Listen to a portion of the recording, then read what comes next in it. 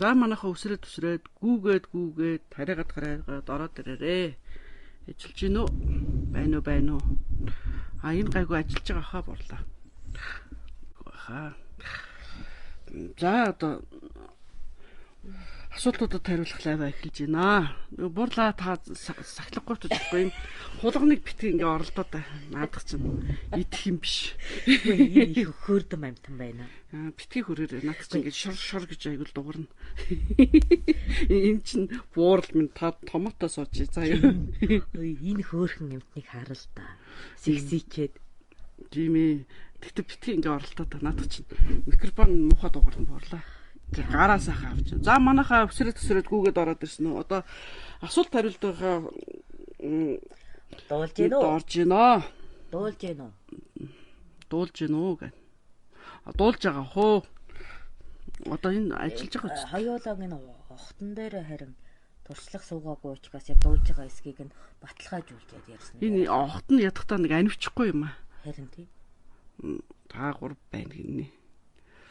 Дуулж байгаа юм баг та. Хохтон. Сонсогч нөө бол нөгөө эрхэн өрөөгөө явуулаарай.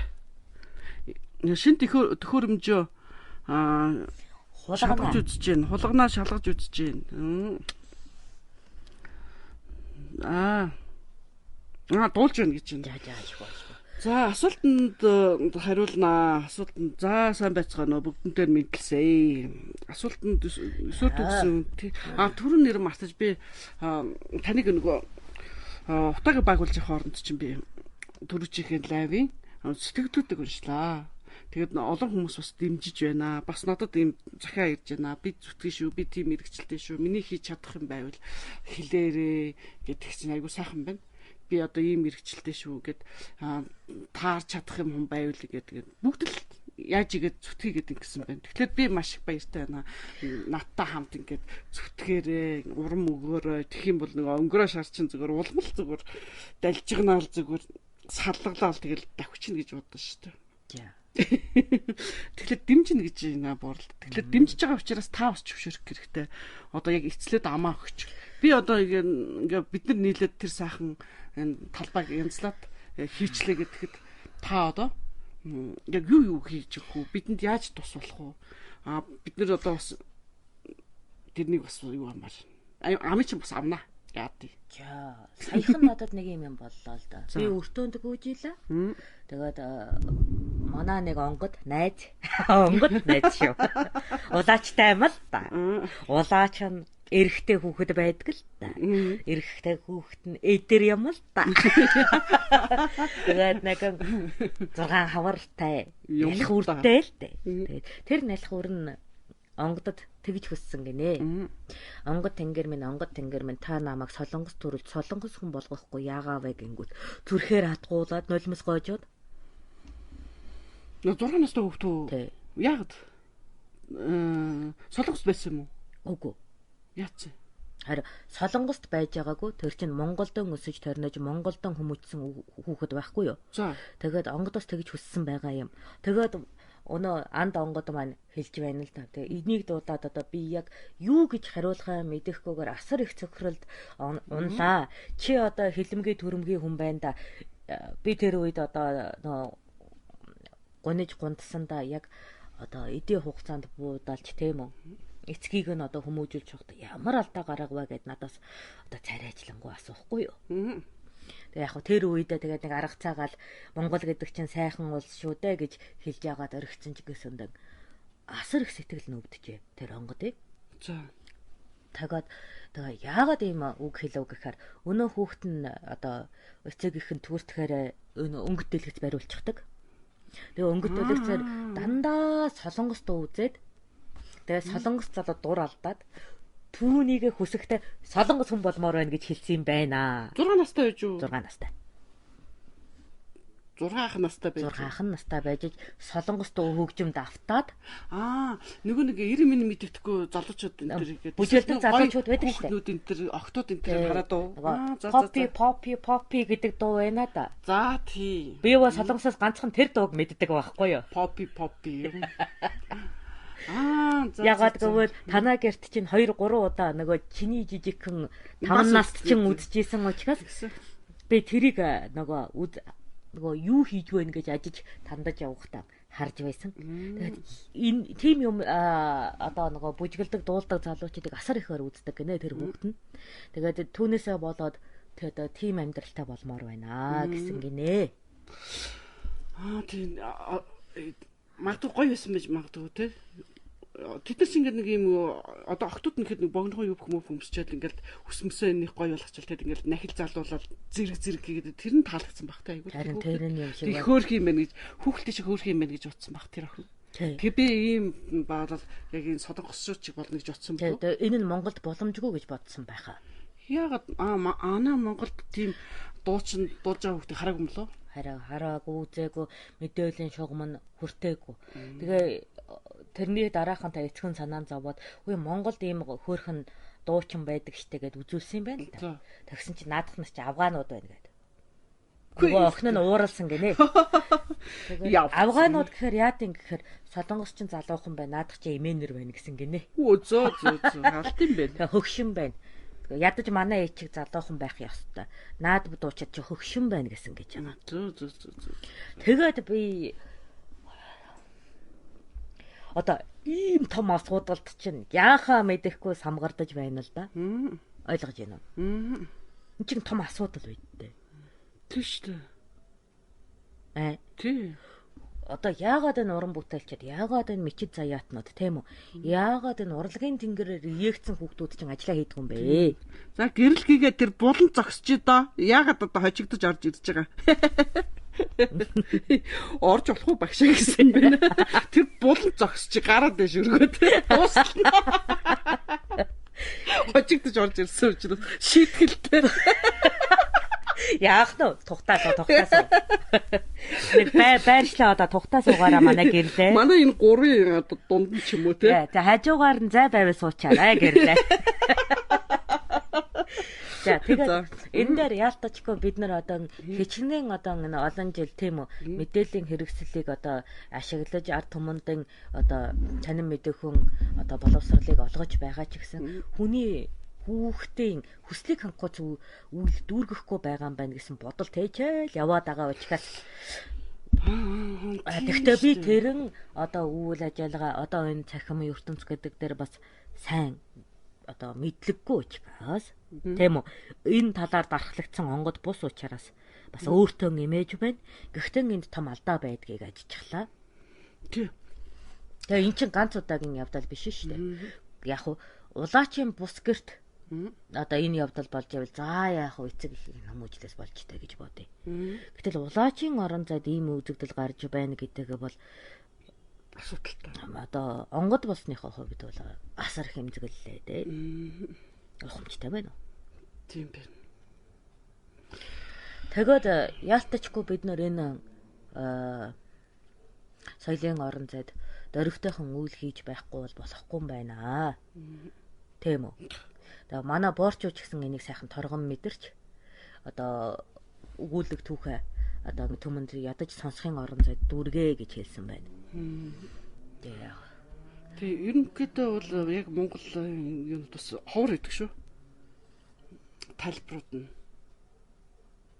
Дээр үед одоо намайг залуу байхад, намайг хүүхэд байхад тийм аюу гоё зургатар чинь үлгэр тэгэл дээрэс нь бас юм гоё шүлэг мүлэг юм найраглал энэ төр уншдаг тийм хүмүүс бас гоё хоолойтой хүмүүс байдаг гэсэн шүү дээ.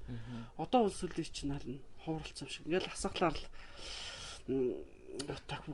би чамааг асаагаал удас төрийн мэдээ үздэг гэж боддог учраас нэг чиний өнгөдөлийг чи баг тийм үү альбом хүчээр сонирхдаг ч тийм. Би хоёр юм л үздэг шүү дээ. Улс төрийн мэдээ үздэг. Эсвэл нөгөө бов малгайтай солонгос хайж үзэж идэг. Тэгээд би учрыг нь олддог байхгүй. Ямар сонь юм бэ гэл гайхаад тэр. Тэгтээ нөгөө ажил ихтэй болохоор нэг юм бүхэл бүтэн энэ анги одоо нэг юм тэр чинь улаан ангитай байдаг байхгүй. Хэзээч дуустал нь ингэж үйл явдлыг үзэж үзээгүй.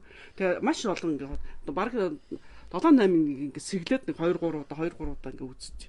Тэгээд төрөчийнхээ бас ингэ мартчихсан. Ямар ч хэлээ. Тэгээд жүжигчт нь айгүй адилхан. Энийг үзчихээ лүү гүвлүү гээл ингэ гүрцэд үздэг. Тэгтээ та нараас болсон л доо. Та нар нэг ажил өгөөд тэгээд надад ажилуулдаг байхгүй. Тэрнээс болсон.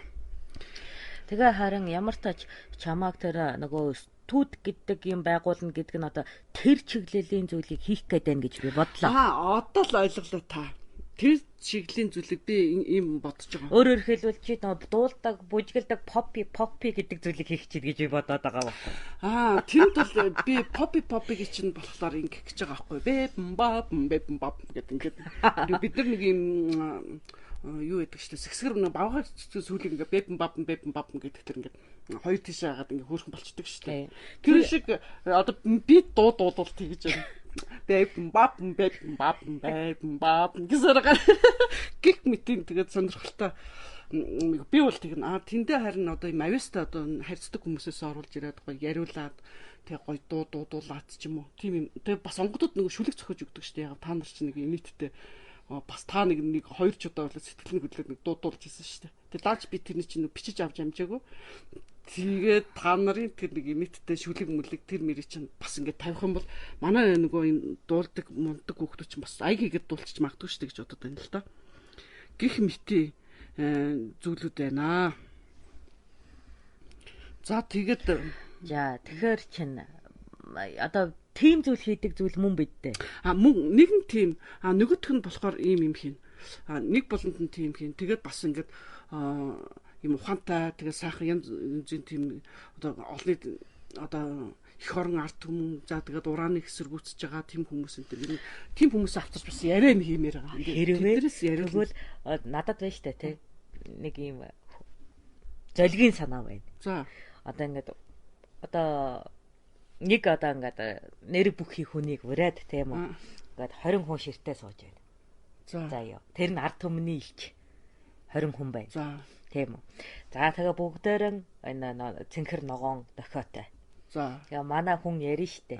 Тэгэхээр зөв гэж бодохоор улааныг нь дарангуут ингээд цас бударж байгаа юм шиг саа болдог. За буруу гэх юм бол толгой дээр нь ус асгадаг тийм нэвтрүүлэг хийвэл ямар уу гэж бодож байна. Тэгээ тэн дээр ус төрчтэй оруулна гэж байгаа. Иргүй айга. Тийм би хараа яг тэнцээс яг ингээд доордох юм. За том тусгаар тогтнол гэж юу юм? Тусгаар тогтнол гэж юу юм? Гэт ингээд үү? Яг асууж олно шүү дээ. Тэгээ яг нөгөө амлалтаа тийм үү биелүүлж байгаа үед нь тийм үү. За хизээ дуусгая. Наадах чинь тэгээ идцэн биш үү гээл. Бүгдээрээ тийм үү улаан дахиа асгаж толгой дээр нь нус аатгал. Хөх дахиа дарааж тийм үү саа болгож алдаар шуулаа. Тэгтээ тэр хүн одоо орохгүй ойл яах юм? Чирч авцрах юм уу? Тэгтээ юутай чаддаг хүмүүс л орж ирнэ шүү дээ. Тэр чинь. Тэгэн шүү дээ. Тэр бол болно. Ийм золгийн санаа байгаа. Наадсан жахан эвгүй санаа. Тэг хөрх юм. Манай үед бол бүр сумаар харвах байсан гэл. Би зүгээр ус асгаж байгаа штэ. Ус асгаж болохгүй. Та тэр чи говцсон муухай олчихно. Тэг яадаг. Манай ард түмний хөрөнгөөр авсан гоёлын даашин зал будаа болно. Та нарын үед л яг сумаар яж болно. Эсвэл толгойг нь тасдалж болно штэ. Тэ? Харин тийм их шүүлт гэдэг нэвтрүүлэг юм сонирхолтой яа. Улс төрийн үү? Улс төрийн тэгээд тийм үү. Яахан олны танил болох гээд дуртай байгаа хүүхдүүдийг тийм шүүлтээр оруулвал ямар сонирхолтой вэ гэж бодож байна. Тэгэд ядахтаа ухааны задлаа шүү дээ. За чи тэрнийг мэдхүү, энийг мэдхүү. Танис будаа идсэн юм а та бид нар энийг мэдхүү гэж асуугаад. Тийм золгийн юм хийж болох уу? Болно харин тэр чинь яг айгүй том байхгүй. Тэгэхээр тэрнийг хийж болно. Өшөө дээрээс нэм юм хийж зургийг авч. Энэ бол зүгээр золгийн санаа дүрсгүй бодол шүү дээ. Тийм. Тэгэхээр энэ дээр харин зөрөгтэй тийм улс төрч олдохгүй байх л да. Олдохгүй. Тэд нар чинь зөвхөн. Тэгээ манай нөгөө ордны гадаа хашгирагчд бол бөөнөөр орох байх та. Угаасаа би бардам саагаар бодуулна гэж итгэх хүмүүс бол. Тэгэхээр нөгөө ордны гадаа байдаг юм тэр тэ орилж хашгирч байгаа тэмцэгчнэрийг оруулж иж болно шүү дээ. Яагаад та Монгол улсын төлөө тэмцдэг юм? Яагаад энэ олон жил алдартай болоогүй юм? Яагаад та ордон дотор суугаагүй юм? Хэн таныг хилстүүлээд байна? Та яагаад ордон дотор орох гээд байгаа юм? Одоо ордны гаднаас та ямар хүчин мөхөс зовлон эдлээд энэ ордон дотор оръё гэсэн бодолтой болов. За ордны гадаа хашгирахад ямар зовлон идэлдэг. Дотор нь хашаагаар бол энэ зовлон чинь яаж нэмгэрх гээд байгаа юм. Үнэхээр та засаж чадах юм уу? Үнэндээ дуухай олоо юм уу гэдэг байцаагаа сууч шүү дээ. Өвчөлтэй. Тэгээд гэжтэй. Тэгээд орчоод тэгээд яагаад та тэгээд одоо дотор нуусаад алга болчихвол бид яах юм гэдэг. Юугаараа та барьцаа болж бидний итгэлийн тийм гэрхэг авч ус төр дэвших гээд байгаа. Би тийм амархан итгэлийн гэрхээгээ тойруулан зурхгүй шүү. Тийм үү. Тэгэхээр чинь 4 жил бидний итгэлийн гэрхийг тойруулан зуруулах гэдэг гарч ирээд байдаг үү? Тий. Тэгэхээр бид тийм хямдхан тойрог зурдаг хүн биш шүү гэж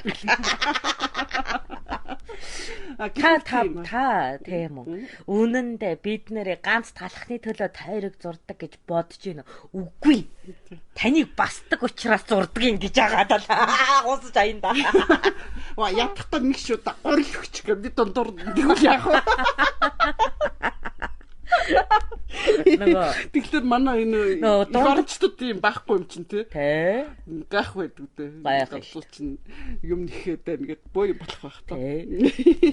Эннээс илүү та юугаа амлах юм? Тийм. Өнөөдөр чадaltaй нь гурил өгдөг, чадалгүй нь талхай барьдаг хорвооштай гэж байгаа. Тэгэхээр тэр хүн одоо юу гэж ярьж давж гарах нь сонирн байна шүү дээ.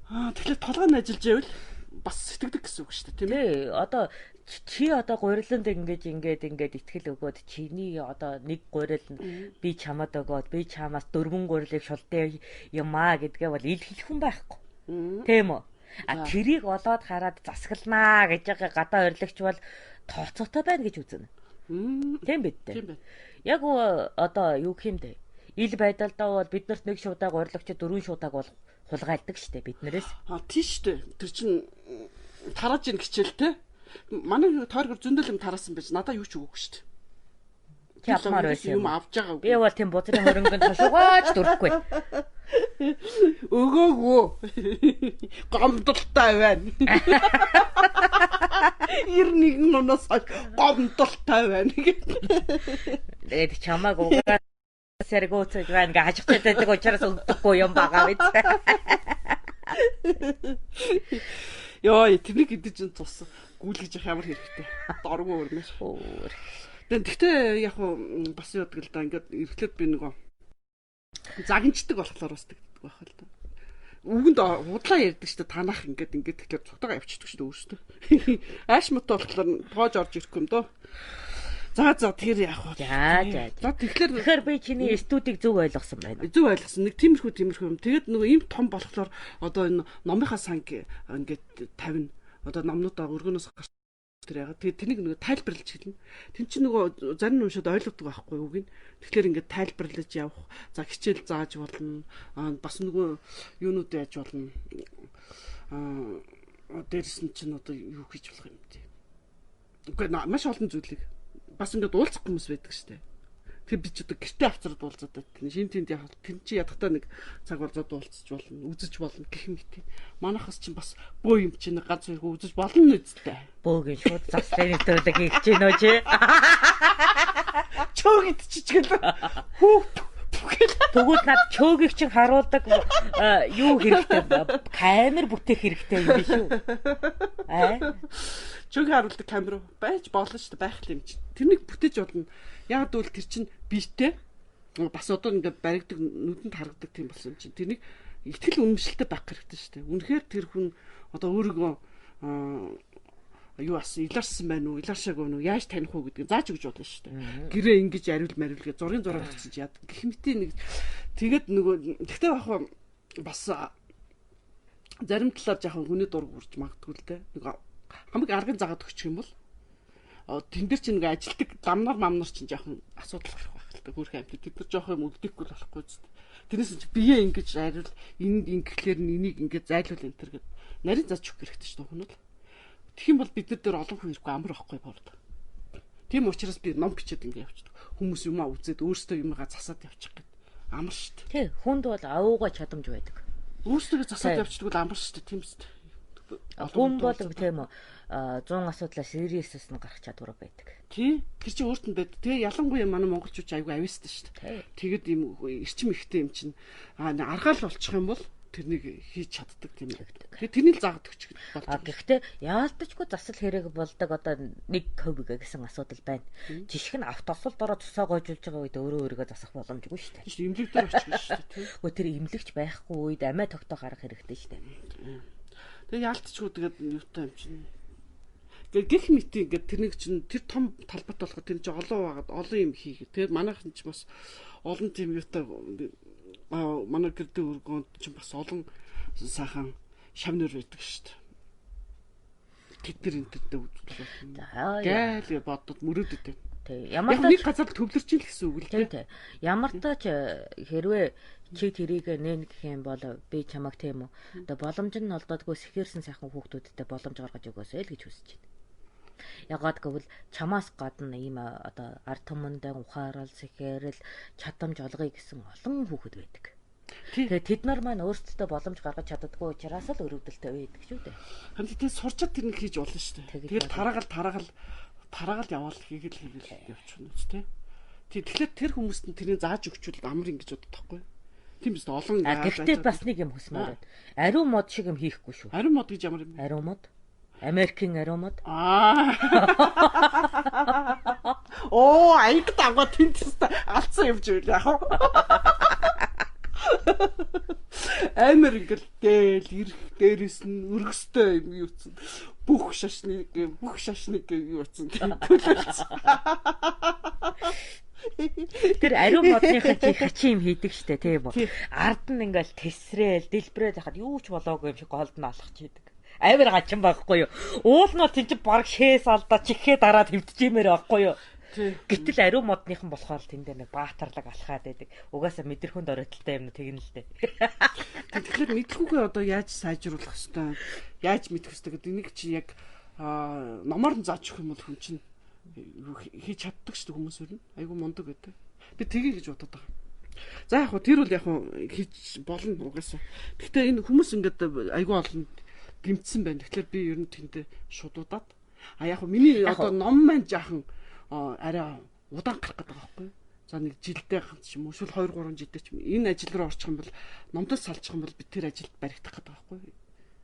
Тэгээд яг гадаад нийшээ хөдөө гадаад наад их бөөл гэрчээд нэг тиймэрхүү юм хийчихэд номны ажил л жаахан хоцрох гэдэг юм.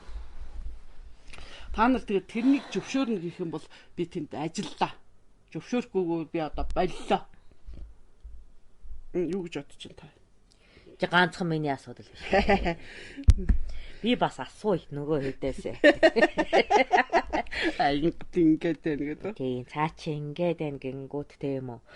За өв хадгалагдаж л байдаг хас хаш бичгээр өвлөгднө дүр цайраа өвлөгднө хамаан алга гэдэг нэг хэсэг байгаа. Гагц бичгэл харваад үлддэг шүү да гэдэг нэг хэсэг нь байгаа. Үгүй цээжээр хадгалагдах ёстой гэдэг бас нэг бүлэг байгаа. Үгүй ёсоор үлдээдэг гэдэг бас нэг байгаа. Үгүй эрх зүгэн засвал сайн байдаг гэдэг бас нэг бүлэг байгаа. Бүгднгийнх нь учрыг нь яаж олно л гэж бодож байна шүү дээ. Тэгэхээр ажлуудаа хуваах хэрэгтэй юм байна.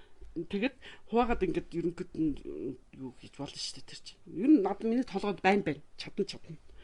За тэгэхээр та одоо амлалт өг биднэрт. Одоо энэ дээр би тэгээд туслана. Одоо өөрийнхөө хувьд тэр зоолн байхад би ингэж чадна гэдэг. Би энэ ажлыг 7 хоногийн одоо нэг хэсэгт нь би ийм зааж өгье гэхэд амлалт өг. Тэгэх юм бол ямар аймаар ээ.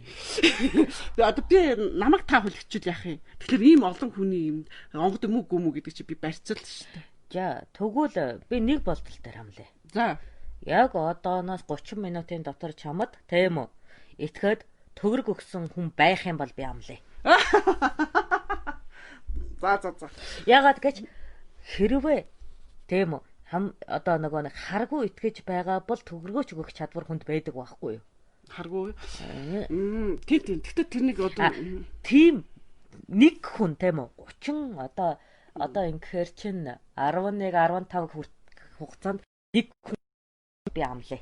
Болж гинөө. За тэгтээ та амлах нь яг уу та би тийм заана гэдгийг амладаг үл. Би тийм юм заана гэдгийг амлаа. Та одоо бид хоёр дандаа идли балай ярьдаг шүү дээ, янз янз. Юу ч хамаагүй ярьж байгаа амралтаар. Гэтэл би энэ үнийг юу болох гэдэг юм гэхэл нэг зэгцтэй. Тэгээд нэг юм хүн болгонд ингээд юм гоё өгөөжтэй. Тэг нэг юм хөөхөн юм яг юм зэгцтэй мэдлэг болохоор нэг одоо би яг энэ үнийг ингээ хариуцаад ийм олгоё гэдэг ингээд хэлвэл би одоо бартан бүр ингэж шулуудаад тэр ажлыг хэмэрнэ. Тэгэхгүй бол чинь юу гэх штэ. Би тийм ч ажилтаа, ийм ч ажилтаа гэдэг ингээд онгодууд ч бас тэгээд яваад өгдөг шүү дээ. Тэгэхээр би нэг онгодыг ч гэсэн тэр ажлыг барьж авч хийлгэнэ. Дараагийн онгодуудыг ингэн гэдэг. Би бол тийм үү. Одоо өөрийнхөө цаг үеийн багш хүн. Багш дотороо тэгээ бага насны хүүхдийн багш хүн. Тийм. Тэгээ миний багш гэдэг бол одоо миний дархлагдсан онцлог. Би энэ мэдээлгээ заая. Болж байна уу? Багшлах мэдлэг үү? Багш хүний мэдлэгийг заая. Эсвэл хүүхдүүдэд багшлах гэдэг юм уу? Багшид заах гэдэг юм. Багшид багшлах гэдэг юм уу? Багшид багшлах гэж байна. Өөрөөр хэлбэл хүүхдүүдэд багшлахыг би өөрөө хийж чадна. Багш нар тэр эрдмийг авах юм бол нэг биш. Тийм үү? 1000 овоо үүсэх боломжтой. Тийм шүү дээ. Тэгвэл би тэрийг амлая. Болж байна уу? Болж. За бит. Юу пит. Чи яга авчихад байгаа юм бэ? Гэхдээ надын гараас бас ингэ. Чи дээр бас ингэ хөө алгадах гал гараас авчуулаад байсан. Болооч. Энд чинь ингэдэг байхгүй. Тохирсон шүү гэд шат гэд хоёр алгаа нийлүүлдэг байхгүй. Би одоо хоёулаа хуучны ясаар зэ тараа. За зэ. За зэ тараа. За эрхийгээс цусаа гартлаа. Баярлалаа. Цусгаргад бат. За яг ядаж хөлс гартал хаз. За. Та улаат нь хазаатаарай. Яа. За. Улаасан байгаа шүү харж байгаа. За. Таних улаасан уу? Улаасан байгаад. За нийлүүлээ. Нийлүүлээ. Би өрөөгаар цусан тангараг өгч шүү. За. Шүлсэн тангараг. Яриа юм чи шүлсэн тангараг. За. Шүлсэн тангараг өргөсөн. За эрхээ уруугаа нийлүүллээ тийм үү? За нэгдүгээр цоож. Тэг эхлэх ажил тусалнаа.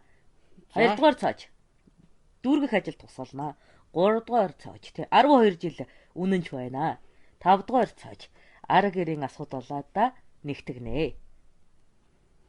Ингэдэг юм байна. Одоо ойлголоо. Ингэсэн шүү бүр бид хоёр эрхэн уруугаа өөднөс тус гартад хазах ёстой. Би цус гарахгүй гэсэн учраас шүлс гарталтай хазаад тэгээ хоёр эрхэн уруугаа нийлүүлж ягаад тэгээд 7 хуруугаараа эхнийхээ юуг тангарыг хийдээд дараа нь дунд хурууныхаа тангарыг хийдээд дараа нь ядам хурууныхаа хийдээд хамгийн сүүлд нь чигжин хурууныхаа тангарыг ингэж хийж нийлүүлдэг юм байна. Нэг шинэ юм мэдэж аваа. За одоо ингэж нийлсэн байгаа тийм үү.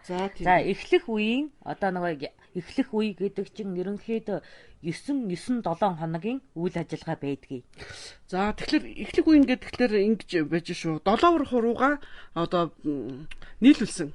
Энэ дээр бол 9-7 хоногийн үйл ажиллагаа байдаг бөгөөд энэ нь эхлэх үе гэж байна. За энэс хойш дунд үе буюу тогтворж яваад чи бит хоёр анхны дадлаа олоод нөгөө түүхтэлгүүгээр ажиллаа явуулаа сурч байна. Энийг дунд үе гэдэг. За энэ дунд үе гэдэг нь дунд хуруугаа нийлүүлж шүү. За ойлгож байна. За ядам хуруу дээр тийм үү? Ядам хуруун дээр одоо ашигт ажиллах үе, алдагдал хүлээх үе буюу хүнд үеэ хэлж байна. За ойлгож байна. Бид нар бол дунд үе дээр идэвхтэй одоо өөрсдөө чадвар эзэмшсэн хугацааг ядам хуруун дээр ашиг болоод маргаан болдог. Алдагдал хүргээд бие биедээ хохирлоо үүрүүлэх гэж оролддог. Тэр үеийг батлан дааж байна. Өөрөөр хэлбэл хамтдаа даван туулна гэдэг. За чихчийн хуруун дээр бол ар гэрийн асуудлаас болоод ямар ч асуудал сааддаг тийм үү? Тэр асуудлаа бас батлан дааж байна. Өөрөөр хэлбэл би чиний ажлыг хийхэд улаачийнхаа зүгээс ар гэрийн асуудал гаргахгүй. Гаргасан ч чиний ажилд хохирол үүсгэхгүй гэж.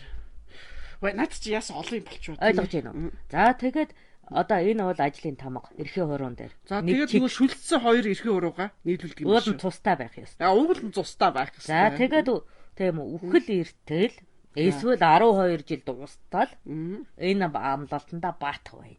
За энийг зэ гэрээ гэдэг. За зэ гэрээ гэж. Наад чи гоё гэрээ юм байна. За энийг уул нь одоо тасалж баримталдаг 3 дугаар хүн байх ёстой. Энд зөндөө олон хүмүүс. За одоо яг шууд ингээ харахаар тэнгэрийн мэдлэмээ харж ийн хөх хойд нацаг өнгөцөг watching. За энэ хоёр харж шүү. За тэгээд энэгээрээ тийм үү. Энэгээрээ бол манай үед бол 10-ын дарга 100-ын ноён одоо 1000-ын ноён батлаад хоёр талыг үүрэг хүлээхэд одоо ташуур өгдөг. За тэгэхээр би бол хүч өгдөг. Би бол одоо замп твэд байж байгаа махан биетэй хүмүүсээ төлөөлж тантай гэрээ хэлээ. А та бол онгодуудын талаас өөрийгөө талаас одоо ам өгч юм тийм ээ. А тэгэхээр би танд одоо энэ юусан юм аа. Амлсан зүйлээ одоо ажлын байр энтрээ бэлдэж өгнө. Тэгнь. За тэгээд таны амлсан зүйл бол би багш нарт багшлна гэж амласан шүү. Би багш нарт арга зүүн багш хийн. За багш нарт арга зүүн багш хийн гинэ. За одоо болсон уу?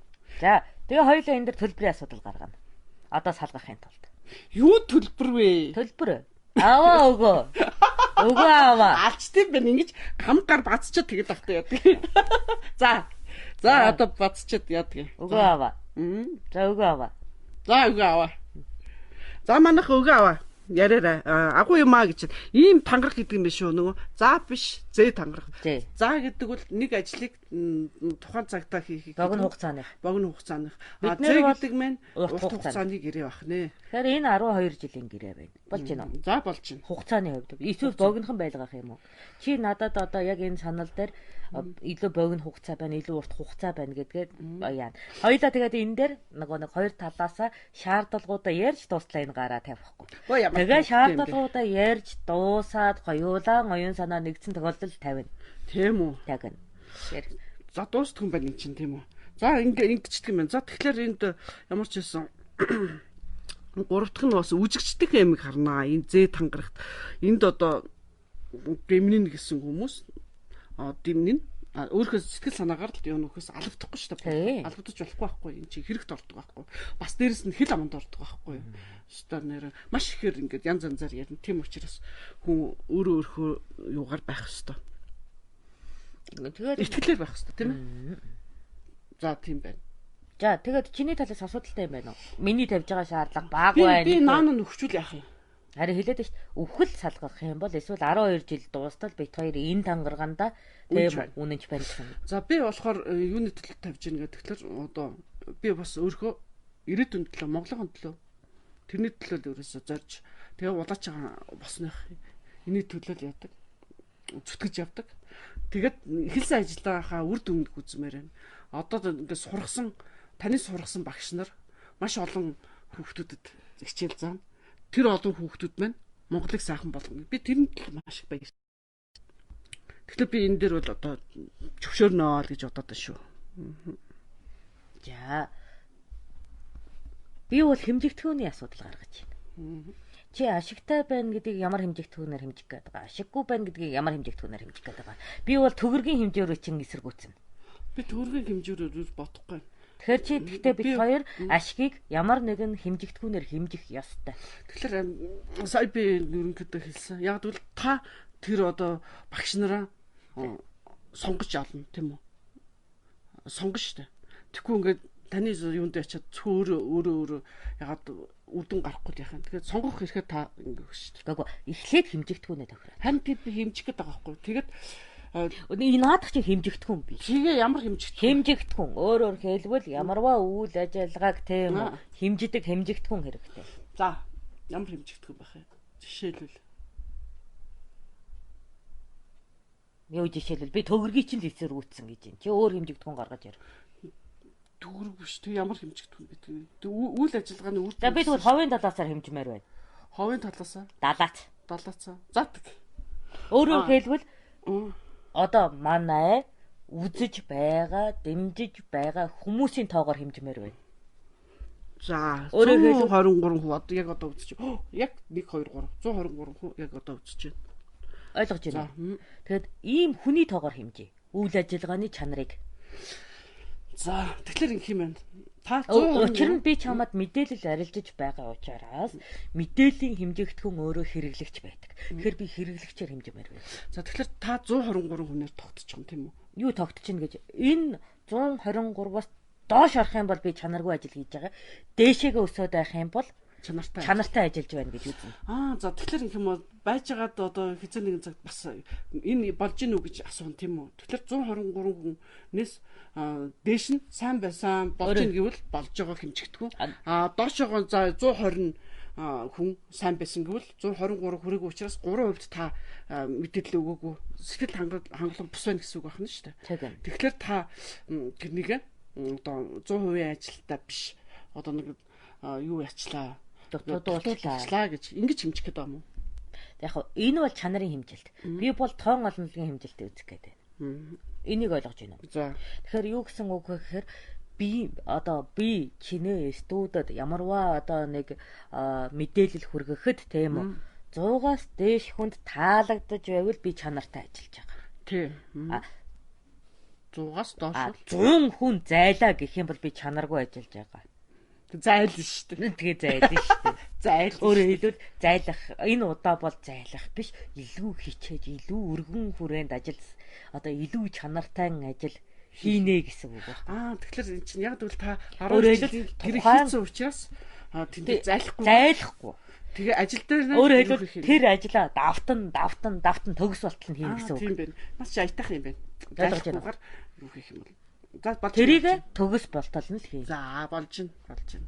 За ямар ч хэлсэн би танаас амралтын авлаа энэ олон хүмүүсийн нүдэн дээр одоо чихэн дээр амралт авсан. Төгөргийн хэмжээлт бол уучлаарай. Тийм бид дээ. Тийм. Ягаад чинь хэцүү шүү дээ. Ашигын төлөөх байгууллага байсан бол төгөргийн хэмжилт хийгсэн хамгийн гол нь эн чинь болохоор соёлын одоо бүтээл учраас би энэ хүртэгчдийн сэтгэл ханамжаар хэмжээ хий гэж байна. Тэгээ өөрөөр хэлбэл хүртэгчд бол тань дээр үндсэн хэмжигдэхүүн болж байна. Болж байна уу? Болж байна.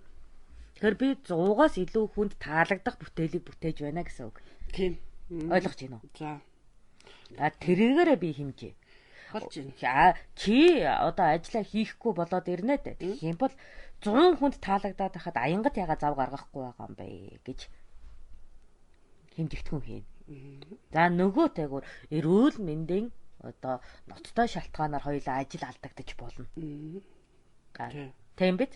Ар гэрийн асуудал бол хамаагүй. Тэгэд нөгөө юу яддаг штэ. Би ч нөгөө нэг том хэмжээний бүлэнд явдаг штэ. Сараар 2 сараар. Тэгэх юм бол чи тэрийг тооцож байгаад нөхөж ажиллаа хий гэсэн үг. Тийм. Та ч гэсэн тийм. Тэг бэж гэсэн. Би адилхан шүү. За, ойлгомжтой. Чамайг үхэж салгах, намайг тэг юм уу? Эрчмийн дутагдалд орох үед бол ягаад ч угаасаа бүтэхгүй шүү дээ. Тийм. Болж байна. Ойлгож байна. Тэгэхээр хоёулаа тэрнийхээ ямиг юу ах нь шүү дээ. Цаг хугацааг нь тооцож гаргаж минь хийх юм байна. Ядтаа нэг богино хугацааны дунд хугацааны урт хугацааны дээд хязгаараараа юуг нь тооцоог нь гаргах юм байна шүү дээ. Тийм. Тэгэхээр ерөнхийдөө 12 жилийн ерөнхий төлөвлөгөөноос жилийн 1 сарын 1 өдрийн төлөвлөгөө хүртэл нь боловсруулна гэсэн үг. Яасан их юм бид нар чинь. Уучлаарай тэгж хийхгүй чи яах гэж эхлэдэг байгаа. Ямар ядаргаатай гэдэг чинь.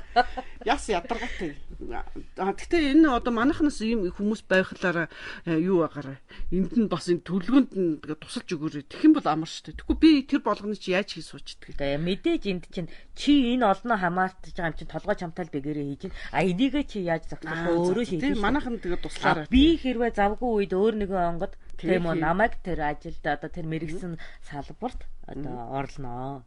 Тэр орлон тоглогч байж болноо. За ойлгож байна уу? Орлон гэрээлэгчд байж болно. Чи тэрийг зохицуулах хэрэгтэй. За ойлголоо. Тийм байна. Ямар ч хэлсэн энэ ажлыг таслахгүй гэдэг 12 жилийн хугацаанд болсон тийм таслахгүй. Дараа жилийн хулган жилийн тахал хүртэл таслахгүй. Ойлгож байна уу? Дахиад нэг өөр хороо оноо болцсон нөө. Тэр үед хорооных биш гидснийх гарч ирнэ л дээ. Тийм үү? Тэгнэ. Гидсний дараагийн 12 жилийн хулган жилд гидсний тахал гарч ирнэ. Тэр хүртэл хоёулаа. Тэр хүртэл. Тэгээ тэр мал дээр гарах уу хүн дээр гарах уу би мэдэхгүй байна. Ямар ч тач гидсний шинжтэй гарахыг мэдчихэж байгаа. Гарч ирлээ. Яадаг. Тэр чинь бас хэрэгтэй байх. Угаасаа хулган жил болгон тахал байдаг учраас би баттаа мэдчихэж байгаа. За яа энэ ургамал дээр гарах уу хүн дээр гарах уу амтан дээр гарах уу гэдгээрээ л өөр байдгаас заавал хулган жил тахал байдаг байхгүй. Тийм. Тахал бол зарим талаараа бас хэрэгтэй л байна. Чухам дахлын хүчээр одоо жишээлбэл би олон төмтөө бас нэлээ одоо лайв хийх тэгээ бууртайгаа удаан хугацаанд суух юм боломж гарлаа шүү дээ. Тэрнээс чинь ингэж суух зав гардаггүй шүү дээ. Нөгөө ажилдаа гүүгээ тавьдаг. Тэгээ болж чинь дараагийн хулган жил амьд байх юм бол тэр чинь гисний тахлын үеэр бас нэг юм шидэн шүү дээ. Тэр хүртэл ямар тач энэ студ гэдэг чинь би л өөрийгөө төлөөлөөд тамгаад арчлаа. Болж байна. За тэгээ. Юу хийм дэ?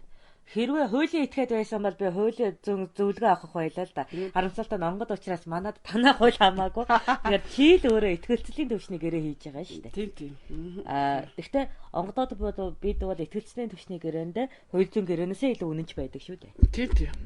Би л хулигдчихгүй бол. Тэгэн. Чи хулигдахгүй бол гэхдээ чи хулигдах юм бол би чамайг нэг ташуураар ташуурдээ.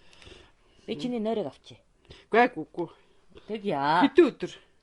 Хэдэн өдрөөр? Хязгааргүй хугацаагаар. Гүйгүй. Чи ажиллаа хийхгүй бол би чиний нойрыг авъя л да. Яасан? Яагаад гэвэл нойргүй байх.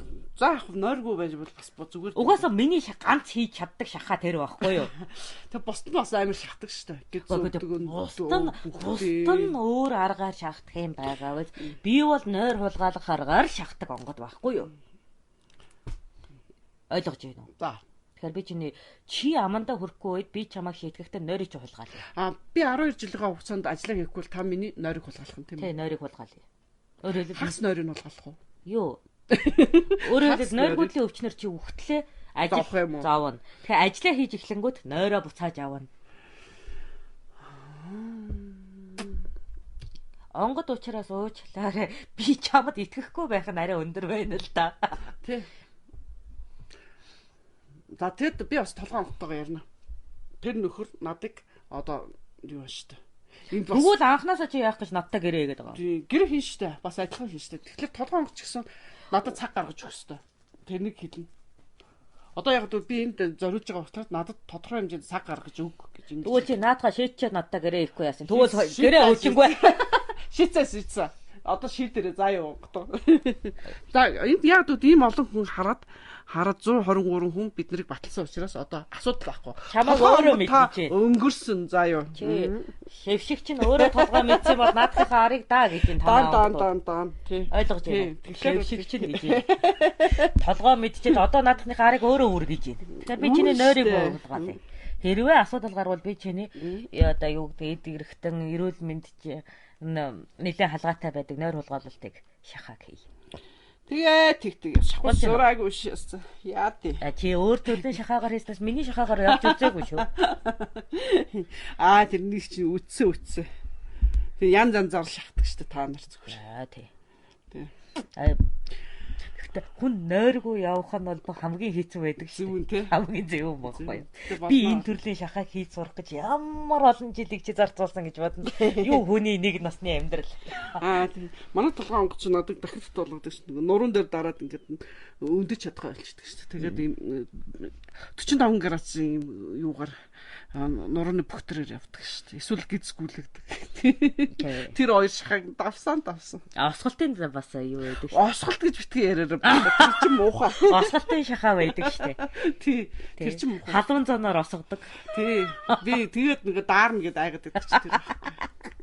Би чи нэг уг авахгүй гэж хариж байгаа. Тэгээд надад осгуулсан чинь би өстэй. Уран давхар цомцомсоо, зузаан цомцомсоо, дээрээс нь дээлээ өмсөө. Тэгээд хүнжил нөмрөөд байхад ингээд чичрээ салгалаад иддэг шүү дээ. За санхүүгийн шахаа үзүүлдэг онгодоодаас л дээр шүү. Гэхдээ санхүүтэй хахад болдго юм аа.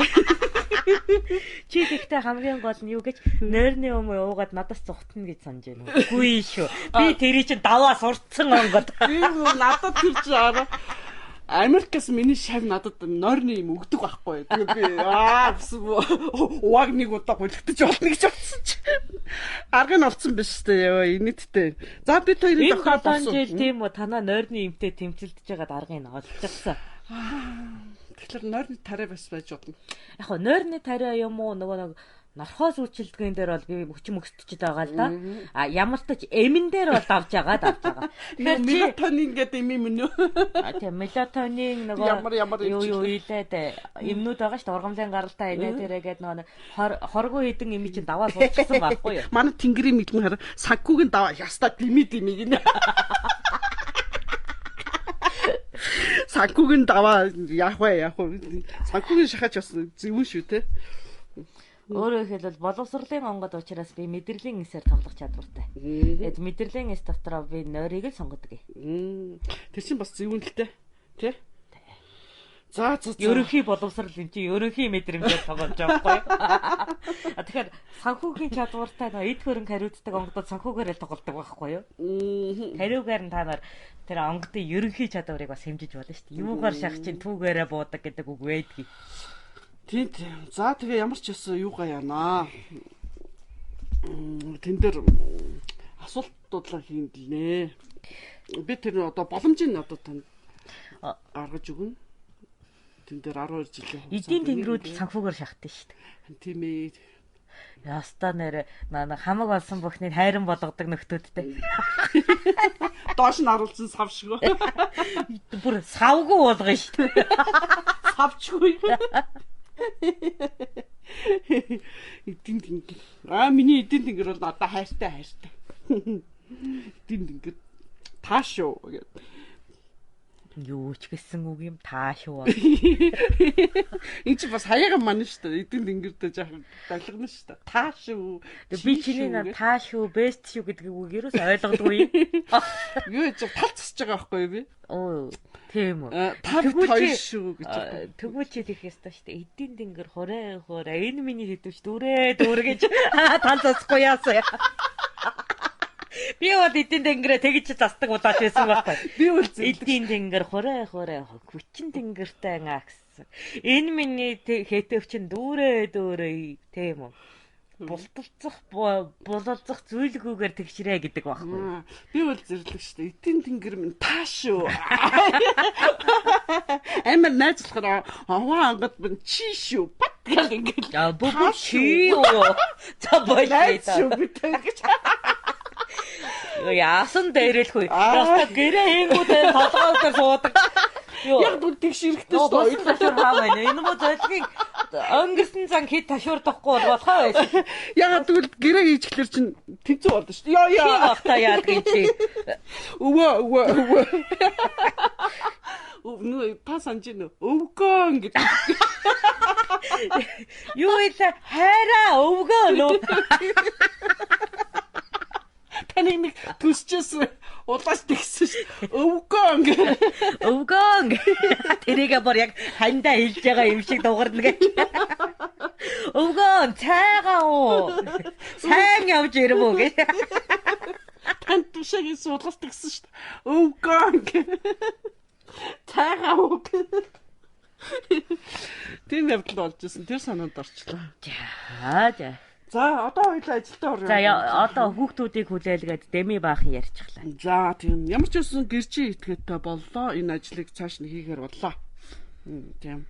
За би өөрөө сайн энд юунд ажил. Галс нэг хүн аюу чана.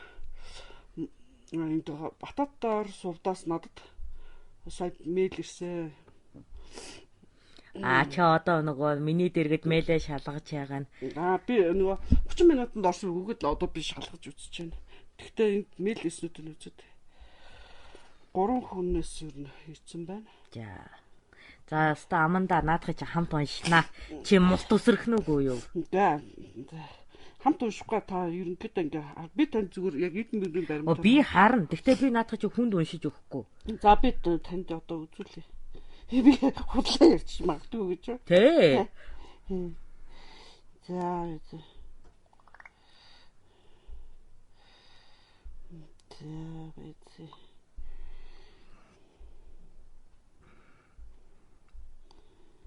Нэ. Мушна 14 ч хамаагүй шүү дээ. Ерөөсөө 10 төгрөг байна уу, 1 төгрөг байна уу хамаагүй. Тэгэхээр ч гэсэн дэмжсэн байхад болно шүү дээ, тий. Сэтгэлийн дэмжлэгийг үзэхгүй, санхүүгийн дэмжлэг гэсэн. Гэхдээ тэр нь 1 төгрөг байж болно гэж байгаа шүү дээ. 1 төгрөг байж болно. За энэ дээдсэд болон таны үйлдэл дэмнэт гэд ханд өгөө гэд хүмүүсийг сэтгэлийн хөөрөлөөр хандахгүй байхыг анхааруулаарай гэж шүү. Олон хүн нөгөө сайн мэдээд болохоор бид хэд гой зөвлөгөө өгсөн байна. Тэгэхээр энэ сэтгэлийн хөөрөлөөр яаж болохгүй шүү. Гэхдээ та энэ дээр бас анхаарал цаах онгодынхоо зүгээс нэг юм хитэд өгөөч. Одоо сэтгэлийн хөөрөлөөр тий. ямар гоё юмд орж ийна гэдэг ч юм уу. Гэхдээ энэ хэцүү ажил шүү дээ бүр да. Яг бол цаг хугацаа шаардна. Одоо яг эхэлж байгаа. Тэгээд дээрэс нь юу юм? Би бол сэтгэлийн одоо юу гэдгийг ажлын эдвэх бүтээмжийн хөөрлийг бол дэмждэг. Гэхдээ энэ хөөрөлөх бол өөрөө хүч биш. Хүч биш. Хүчээр дэмнэрэ гэж юм уу та? Хүн байна да. Яг юм сурсан шинэ ажил хийсэн ч түрүүн би хэлсэн шүү дээ. 9-7 хоног буюу 81-7 хоногийн хугацаанд л тийм үү. Яг ажиллаа хийж чадахгүйгээ шийддэг учраас энэ эхлэх цэг гэдгийг бүтээн байгуулна гэдэг 7 хоногоор төлөвлөнө гэсэн үг шүү дээ. Өөрөөр хэлбэл 9 шатад 7 хоногийг төвчж гараж байж аливаа чадвар суудаг. За. Төлөвлөгөө юм уу? Тэгэхээр эхний 9-7 хоног байна да. Нэгдүгээр 9-7 хоног сэтгэлийн хөөрлөөр явдаг үе. Угаасаа тэр сэтгэлийн хөөрөл байхгүй бол ажил явахгүй. За ингэх нь шүү дээ. Ингээ баярлаад юм уу догтлоод энд орох юмсан гэд ингэх юм байна тийм ээ. Энийг бүтээн эн чин чадна би болно гэд өөрийгөө голохгүй сэтгэл зүйчин байж эхний 9-7 хоног ч үргэлж хэлнэ. За. Тийм байх. Ойлгож байна уу? Өөрөөр хэлбэл 63 хоног ч үргэлж хэлнэ. Тэр хичээрээ ямар нэгэн ажилд оролцох гээд ингээ дэмнэхэд хөөрлөлтөө 2 сар шахуу байдаг. 63 хоног байдаг. Хөрлийн хугацаа юу? Хөрлийн хугацаа. За. Тэрний дараа хүссэн хүсээгүй энэ хөөрөл чинь өөрөө алга болоод тэгээд чи өөртөө энэ 63 хоногтоо л маш их хэмжээний одоо нөгөө энэ ирч хүч хүсэл тэмүүлэл дээр ажил хийхгүй бол зүгтдэг байхгүй юу? Хуучирч юм уу? Хуучирчдаг. Тэгэхээр бид нар өөрөө хэлбэл ажлыг чинь тарна танигдаж эхэлнэ. 2 дахь 9-7 хоногт. Ойлгож байна. Дараагийн 63 хоногт. Ажлыг чинь тарна танигдаад хаях хүн чинь хаяад нөгөө магтжсэн хүн чинь бүксэн дээр чинь муулаад инэнгүүт сэтгэлийн уналтанд орж эхэлнэ. Гэхдээ эхний 63 хоногт маш их ажил хийчихсэн үед түүнээсээ урам авч түүнийхээ яланд орж дараагийн 9-7 хоногоо буюу 63 хоногод авдаг байхгүй юу? Ойлгож байна уу? За. 3 дугаар 7 хоногт гэх юм бол нөгөө гарын бяд суугаад ирнэ. Оюуны бяд суугаад ирнэ. Ерөнхийдөө за ингээ хийчихдэг, эн чин ингэж уйлдчихдаг, эн чин ингэж ажилдаг гэд нөгөө жигтрээд ирэх юм. мэдхгүй зүйл чинь баг болоод ирэхээр чиний бид дасах үйл явц ирлэрнэ. Илэрнэ. Өөрөөр хэлбэл одоо 3 дугаар 63 хоногт чинь. Ойлгож байна уу? За. Тэгээд гэхдээ энэ 3 дахь 63 хоног юугаар дасалтын хугацаанаас ялгаатай вэ гэхээр жижигхэн бэрхшээл дээр ундагаараа ялгаатай. Өөрөөр хэлбэл нөгөө түгээмэл бус асуудлаа даван туулах чадвар байхгүй юу учраас энэ дээр жижиг асуудлууд дээр сэтгэлээр унах нь их. Гэхдээ сэтгэлээр уналт нь эхний 2-7 нөгөө хоногоос эхний 2-9-7 хоногоос гүн байдгаараа тэр ажлыг бүрэн хаяхын шалтгааныг гаргадаг. Энэ дээр унчих юм бол хүн дахиж ажил хийх дургүй болдог. Тэгэхээр энэ дургуутслыг яаж давдаг вэ гэхээр бусдын дэмжлэгээр буюу нөгөө нэг хувьд нь заашгүй бусдын тусламж хэрэгтэй өөрийгөө засаж чадахгүй гэдээсэн орон зай чинь бий болдог. Өөрөөр хэлбэл энэ үед за чи ийм ихийг хийчээд одоо унжаагаад байхдаа яад юм бэ гэдэг амтчин хэрэгтэй. Тийм үү? Бүхэл бүтэн 120 гаруй хоног чи зүтгэчээд одоо чи хаях гад байхдаа яад юм бэ гэдэг гэр бүлчин хэрэгтэй. Энэ 120 хоногийн чин ажиглаад тэр үр өгөөжийг торгон мэдэрсэн хүний дэмжлэг хэрэгтэй. За тэрүүгээр ингээд 3 дугаар 9-7 хоног чи өнгөрч байна. 4 дугаар 9-7 хоногт тэр жижиг уналтын бартаг давцсан үе чи дахиад нэг дунд шатны асуудлуудаа шийдвэрлэх чадвартай болчихно. Богино хугацаатай асуудлууд чинь гарт чин бүр ороод ирнэ. Ойлгож байна уу? 5 6 дугаар 9-7 хоног дээр ерөнхийдөө дунд шатны чадамжуудаа суугаад урт хугацааны чадамжуудаар сэтгэл зовлтыг эзэлнэ. Энэ нь шантрал цохирлоос өөр. Ойлгож байна уу? Ягаад гэвэл урт хугацааны одоо нэг тэрний дараа тим юм болно гэдэг таамагч нь зүнчин буугаад ирэхээр цохирлоос илүү айдас өөрийгөө голох үзэгдэл энэ дээр энэ салбарт байдаг, энэ мэдээллийн хүрээнд байдаг мэрэгсэн хүчнүүдийг бишрэх, түүнтэйгээ өөрийгөө харьцуулах, тэдний сүр хүчинд өөрийгөө одоо унах тийм одоо нэг тэмцлийн хугацаа илэрчдэг. Ойлгож байна уу?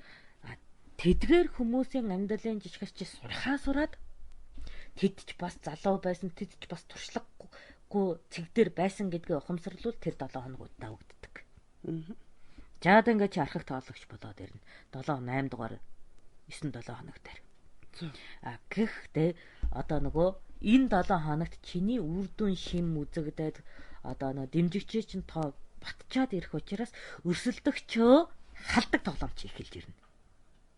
Өөрөөр хэлбэл альцхийн байр сууриа олчихсан төвшний тоглогчид чам руу дайрч эхэлдэг. Яагаад гэвэл талбар хэдий ч нэ аюулгүй байна, тухайн байгууллага тухайн хүндэн ашигтай байдаг учраас энэ яг дээд зэргийн хүмүүсийн хоорондын тулаан үргэлжилдэг байхгүй юу? Өөрөөр хэлбэл чамааг одоо сорин тэгээд амтлна. Чамааг устгаж орон зайчин булаана гэсэн хоёр төрлийн тоглоом энэ дээр гарч ирдэг. 7 8 дугаар 9 7 хоног дээр. Тэгэд булаан шүү дээ нэр. Тэр чин тэр одоо жишээлбэл бид нар чинь мэрэгжлийн биш шүү дээ. Тэр чин нөгөө мэрэгжлийн хүмүүс чинь та нарыг яахын шараа болох нь шүү дээ. Устгаж эхэлдэг байхгүй юу? За тэгээд болох юм. Тэгэхээр бид нарт онгод байгаа юм чи яа. Тэд нартай өрсөлдөж, тэд нартай хүчээр үзсний дараа 9 дэх одоо 7 хоног маань үргэлжилнэ. Энэ дээр чи тэднэрийн одоо нэг чадварчин өсөд урт хугацааны орон зайлуу тооцоололчин ороод ирсэн учраас тэгээд давчих юм байна гэсэн ойлголт чинь төрөөд ирэнгүүт энэ өндөрлөг төвшөнд яаж амьдрах арга зүг болчдөг байхгүй юу. Тэгэхээр эхний 9-ийн 9 7 хоног гэдэг бол аль ч салбарт хамгийн хэцүү байдаг зүйл. Шинээр эхэлж байгаа бүх салбарт уу? Тий, шинээр эхэлж байгаа, шинээр юм сурж байгаа, шинээр амьдралаа эхэлж байгаа хүмүүс энэ 9-ийн 9 7 хоногоо л давчих юм байна. Давчих хэрэгтэй байдаг. За өнөөдөр нэг сургалтаа орсон шүү манайхан. 9 9 7 хоног. Яаж энийг мэддэг та? Яаж мэддэг та? Яаж мэддэг байгаа юм чи? Яг ингэдэг 9 9 гэдэг яаж мэддэг та? Ажилт хийсэн юм уу? Одоо эсвэл ийм гүн ухаан юм уу? Энэ гүн ухаан биш. Судалгаа хийсэн юм уу? Хаан бүтээхийг солиорсны үр дүнд алдаан дээрээ сурсан ухаан.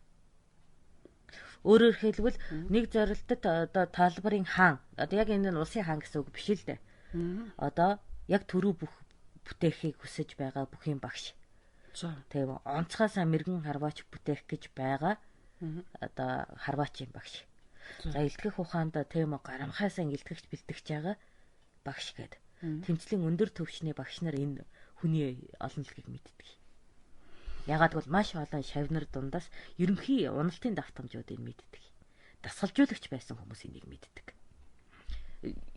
Номлолын багш нар бол энийг мэдэхгүй л дээ. Яг нөгөө тухайн хүнийхээ сэтгэл зүйдээр багшилдаг дасгалжуулагч багш гэж байна да. Нэгж хүнтэй харьцдаг. Тэднэрийн хувьд бол энэ бол тогтмол зүйл байдгийг олж мэдсэн. Тэгээд би бол тэр дасгалжуулагч багш төрөлдөө учраас энэ хүний нөгөө яагаад надад нэг хүнтэй харьцах шаардлага байсан гэхээр би дахин давтагдчихгүй өвчтөе нэг хүүхэдтэй харьцдаг учраас энэ цаг хугацааг мэдхээс өөр аргагүй. Тийм биш үү? Ойлгож байна уу? Би нэг гараа тайруулсан хөдөлмөрийн чадваргүй болсон хүүхдийг заавал дундаж хүний чадварт хүргэх гэж зорж байгаагийн хувьд хизээ тэр хүүхэд ямар сэтгэл зүйн алдаа гаргах вэ гэдэг дээр өөрийгөө бэлдэх шаардлагатай шүү дээ. Тэгээ энийг мэдчих юм бол ерөнхийдөө тэр хүүхэд нөгөө нэг алхаж байгаа хүүхэд бүдэрхийг үздэг, мөлхөж байгаа хүүхэд өвдгөө өвчлөхийг үздэг гэдэг шиг тогтмол зүйл учраас. Тийм үү? Хүүхэд аюу 8 сартаагаас 3 сартаа анхны мөлхөлтөө хийх ёстой гэдэг шиг. 8 сартаагаас 8 сар хүртлээр заавал одоо алхаж сурдаг гэдэг шиг тогтмол зүйл байхгүй юу? Тийм байна. Тэр бол гэхдээ би бас одоо жишээлбэл энд студ дээр шалгаж үж болох нь шүү дээ. Та одоо хүнд ингээд багш нарт зааш шүү дээ. Тэгэхээр бид нар бас давхар ажиллаж болох юм байна те. Та нар цаг үед тэгэхээр энэ чинь 2 жилийн сургалт одоо байхгүй юу? 9 7 хоног гэдэг чинь. Тэгэхээр одоо тэр хүмүүс нь ижил байна уу? Эсвэл одоо хөгжөд хурдан болсон ч юм уу? Хөгжөөд хурдан удаан болсон юм уу? Хөгжөөд хурдан болох унаад удаан болох үзэгдэл байж болно. Гэхдээ энэ бол дундаж хэмжигдэхүүн шүү дээ. Тэгэхээр зарим одоо ялангуяа оюуны хамсдалтай хүүхдээр 14 хоногийн давтамжууд үүсдэг. Тэгэхээр эхний одоо нөгөө хөөрлийн хугацаанаас нь дараагийнх нь давтамжийг нь олоод гав. Тэр хүнийхээ хэмнэлийг үзчихдэг.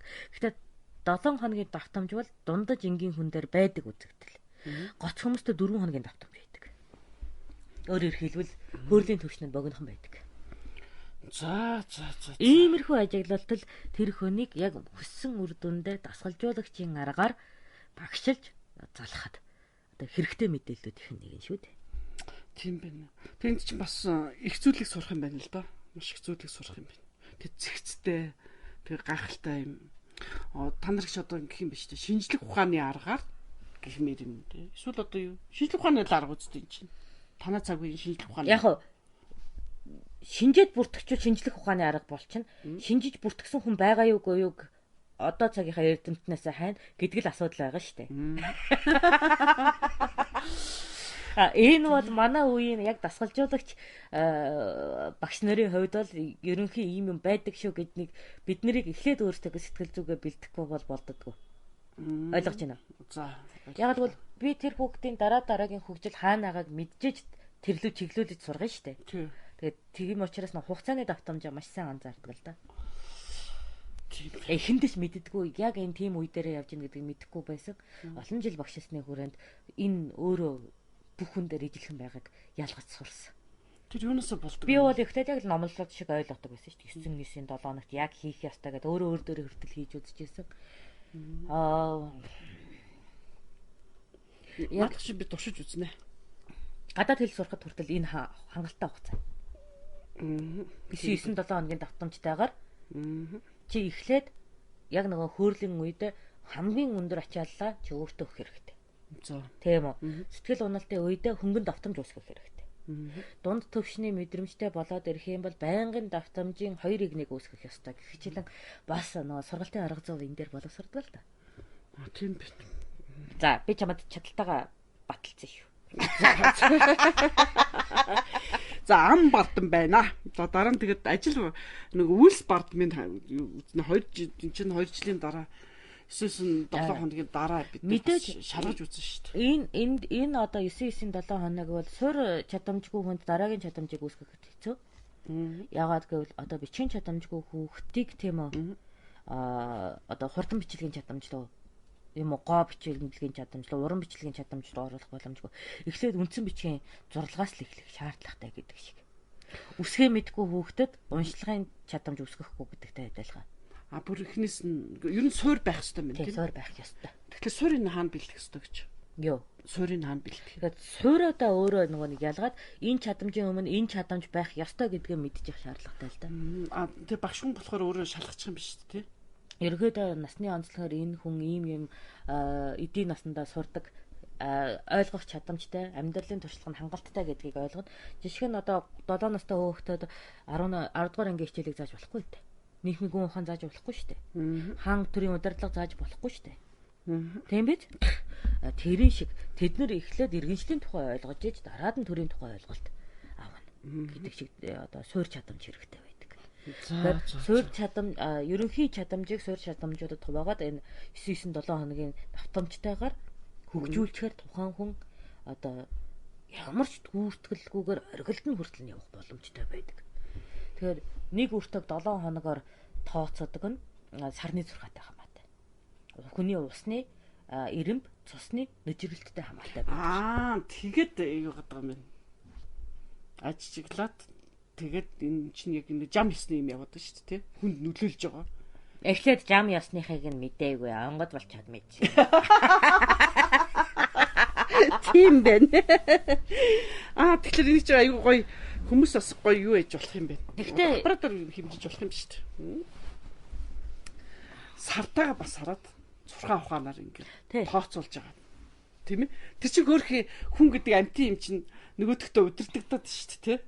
Тэрэндээ ингээд давтамж байна шүү дээ. Ингээд ядрах цаг үед нь тэр юу аашаар нь шинэ өөрчлөгдөөл, тийм ээ? Тэр юм уу? Шөнийн найр, өдрийн найр хоёрын ялгаа байдагтай л адилхан. Сарны идэвхжлийн үе, сарны уналтын үеийн идэвхжил хүнд нөлөөтэй л байдаг. Тийм бэ. Тэгээд нэг иймэрхүү зүйлүүд нь өөрөө сурах арга зүйн заавал мэдих зүйл л байдаг л да. Тийм бэ. Тэгээд энийг л зааж өгье гэдэг нь шүү дээ. Надад ийм заацсан биш үү та сая? Гүү. Эний чинь бүр яг нэгжсэн төвшин төлөвлөгөөний арга, заах арга зүйн хүрээнд хүний харилцааны төвшөнд одоо нэг хөхүүлэг болоод дарамтлалын шатанд яаж хийх вэ гэдгээ зааж шүү дээ. Хизээ хүүхдийг дарамтлах ёстой, хизээ хөхүүлэх ёстой. Байнгын хөхүүлгээр өсчих юм бол яах вэ? Байнгын дарамтлалын аргаар өсгчүүл яах вэ гэд бөөн асуудал байна шүү дээ. Тэгэхээр энэ 9-7 хоногийн зарчим дээр хизээ ташуурыг нөгж тийм үү? Яг одоо нэг туулах ёстой зовлонгийг үзүүлээд зовлон давах чадварыг үүсгэх вэ. Хизээ нөгөө сэтгэл гутарлыг нь эдгэж хөхүүлж тийм үү? Хэрэгтэй эрчмээр нь хангах вэ гэдгээ сурчвал багш хүн. Одоо ийм байна. Ойлголоо. Одоо заах арга зүгээр дутдаггүй байхгүй юу? Тийм байна. Тэгэхгүй байнга багш хүн энийг явах хэвээр. Одоо энгийн хүн би сурмаараа би хүүхдэд заамаар энийг л явах болно. Болох уу? Болно. Зүгээр чамд багшлахыг хүсэж байгаа орон зай байгаа бол боломжтой. Тэгээ багшлахыг хүсэх юм бол өөрөө өөртөө ч багш байж болно шүү дээ. Би яг энэ чадварыг ойлгож ихэснээр маш олон зүйлийг хурдан сурч байсан. Тэгээ хүнийхээ цаг үед шүү дээ. Гайхалтай. Тэр нас хамаатай юу? Хамаатай. Хөгшин төгсгүүд бол сурахгүй. Уучлаарай. Шүүрлээсээ болоод тарихны чадамж чи ундаг учраас уучлаарай. Тэгэхээр хитээс хитээ хооронд суух. Би 40-с бага залуу насныханд л хэлнэ. 40-с бага залуу насныхан. Хулгайгаар сонсож болох юм байна тий. Тэрийг байлгийн мэдээс хэрэгжүүлж чадахгүй шүү дээ. За тийм сонирхолтой байна. За нэг асуулт. 40-с дээш наснд тийм үү? Нөгөө шүүрэл унаад ирэхээр хүн угаасаа өөртөө итгэх чадвараар унаад ирж нэмэр байхгүй, сар багааш нэмэр байхгүй юм шүү дээ. Од багааш нэмэр байхгүй. 40-с бага наснд бол за бүтээн гэдэг нөгөө хүсэл эрмэлз шүүрлээ дагаад бас өндөр байдгийн хувьд арай дээр байдаг. Гэтэ яг нөгөө хитчин хүсэлтээр бол энэ хамаагүй л дээ. Зүгээр албадан сургахад бол 40-с бага нас байдаг. За тэгвэл буурлаа. Чин хүслээрээ бол 40-с дээш наснд сурж болно. Чин хүсэл шүү дээ. Зүгээр нэг хүсэл биш, чин хүсэл шүү дээ. Чин үнээс чин үнэнээс. Tas шүүрл мүрл хийгээд витамин жуулчвал яах вэ? Витамин жуулаад шүүрлийг хийгээд унууд яах вэ? Албатлага дими чин хүслэн дээр. За тэгэхээр чин хүслээрээ 40-с доош насных байх тусмаа сайн 40-с дээш насных 40-с доош насныханд энийг албатлагаар сургаж болно. Ягаад гэвэл байгалийн өгөгдөл буюу шүүрлэн байгаа учраас. Тийм байна. Та тэгэхээр ер нь үл шүүрэл дээр л ажиллах гэдэг юм да, тийм ээ. 40-с дээш насныхаа нь бол чин хүслээрээ л шүүрлээ ялгаруулдаг учраас чин хүсэлтэйнүүд дээр нь ажиллана. Албатлагаар сурах боломжгүй. Баллаа энэ тэр шүүрлийг хаанасаас шүүрээд байгаа зөөлдөг үү? Мэдрэлийн эсээс гарнаа ялгарнаа. За. За нэг асуулт буурлаа очиод энэ хараа ихэнх нь ингээ бөөгийн тэгэд нэлээх том хэмжээний асуудлууд байна л да. Тэгэхээр баг багаар дараа хэрэг студид байгуулчих юм бол тэндээ орж болох юм ба шүү дээ. Яг том хэмжээний асуудал. Энд нэг сонирхолтой асуулт нь морь ямар учиртай амьтан юм бол? Монголчууд ягаад морийг дээдэлдэг байсан юм бол? Хонтой амьтан гэж бичиж. Морь ямар учиртай амьтан юм бол? Монголчууд ягаад морийг дээдэлдэг байсан юм бол? Ухаантай амьтан. Наад асуулт чинь юу гэж чинь вэ? За, морь ямар учиртай амьтан юм бол? Морь бол тийм үү? Хурдтай амьтан. Буг зэр гөрөөсийн хандгаан төрлүүдээс хамгийн түрүүнд гаршуулж унлаг болгосон байдаг. Өхөр бол морийг гүйцэхгүй хурдтай хэдийгээр эхэлж унлаг болсон ч гэсэн. Гэхдээ нөгөө тээврийн хэрэгслийн анхны ойлголтыг тавьсан учраас морийг бол одоо хүн төрөлхтөн маш их дээдэлсэн. Ерөөсө өөрийнхөө хөлийг ашиглахгүйгээр ийм хурдтай оршиж болно гэдэг ойлголтыг төрүүлсэн учраас тээврийн хэрэгсэл шиг маш үнцэнтэй болсон. Яа, ойлгож байна уу? Яагаад морийг дээдэлдэг байсан юм бол? За, анд крузер байсан юм байна. Та нар бол одоо машинаа дээдэлдэг шиг бид нар бас мориод эдэлдэг байсан.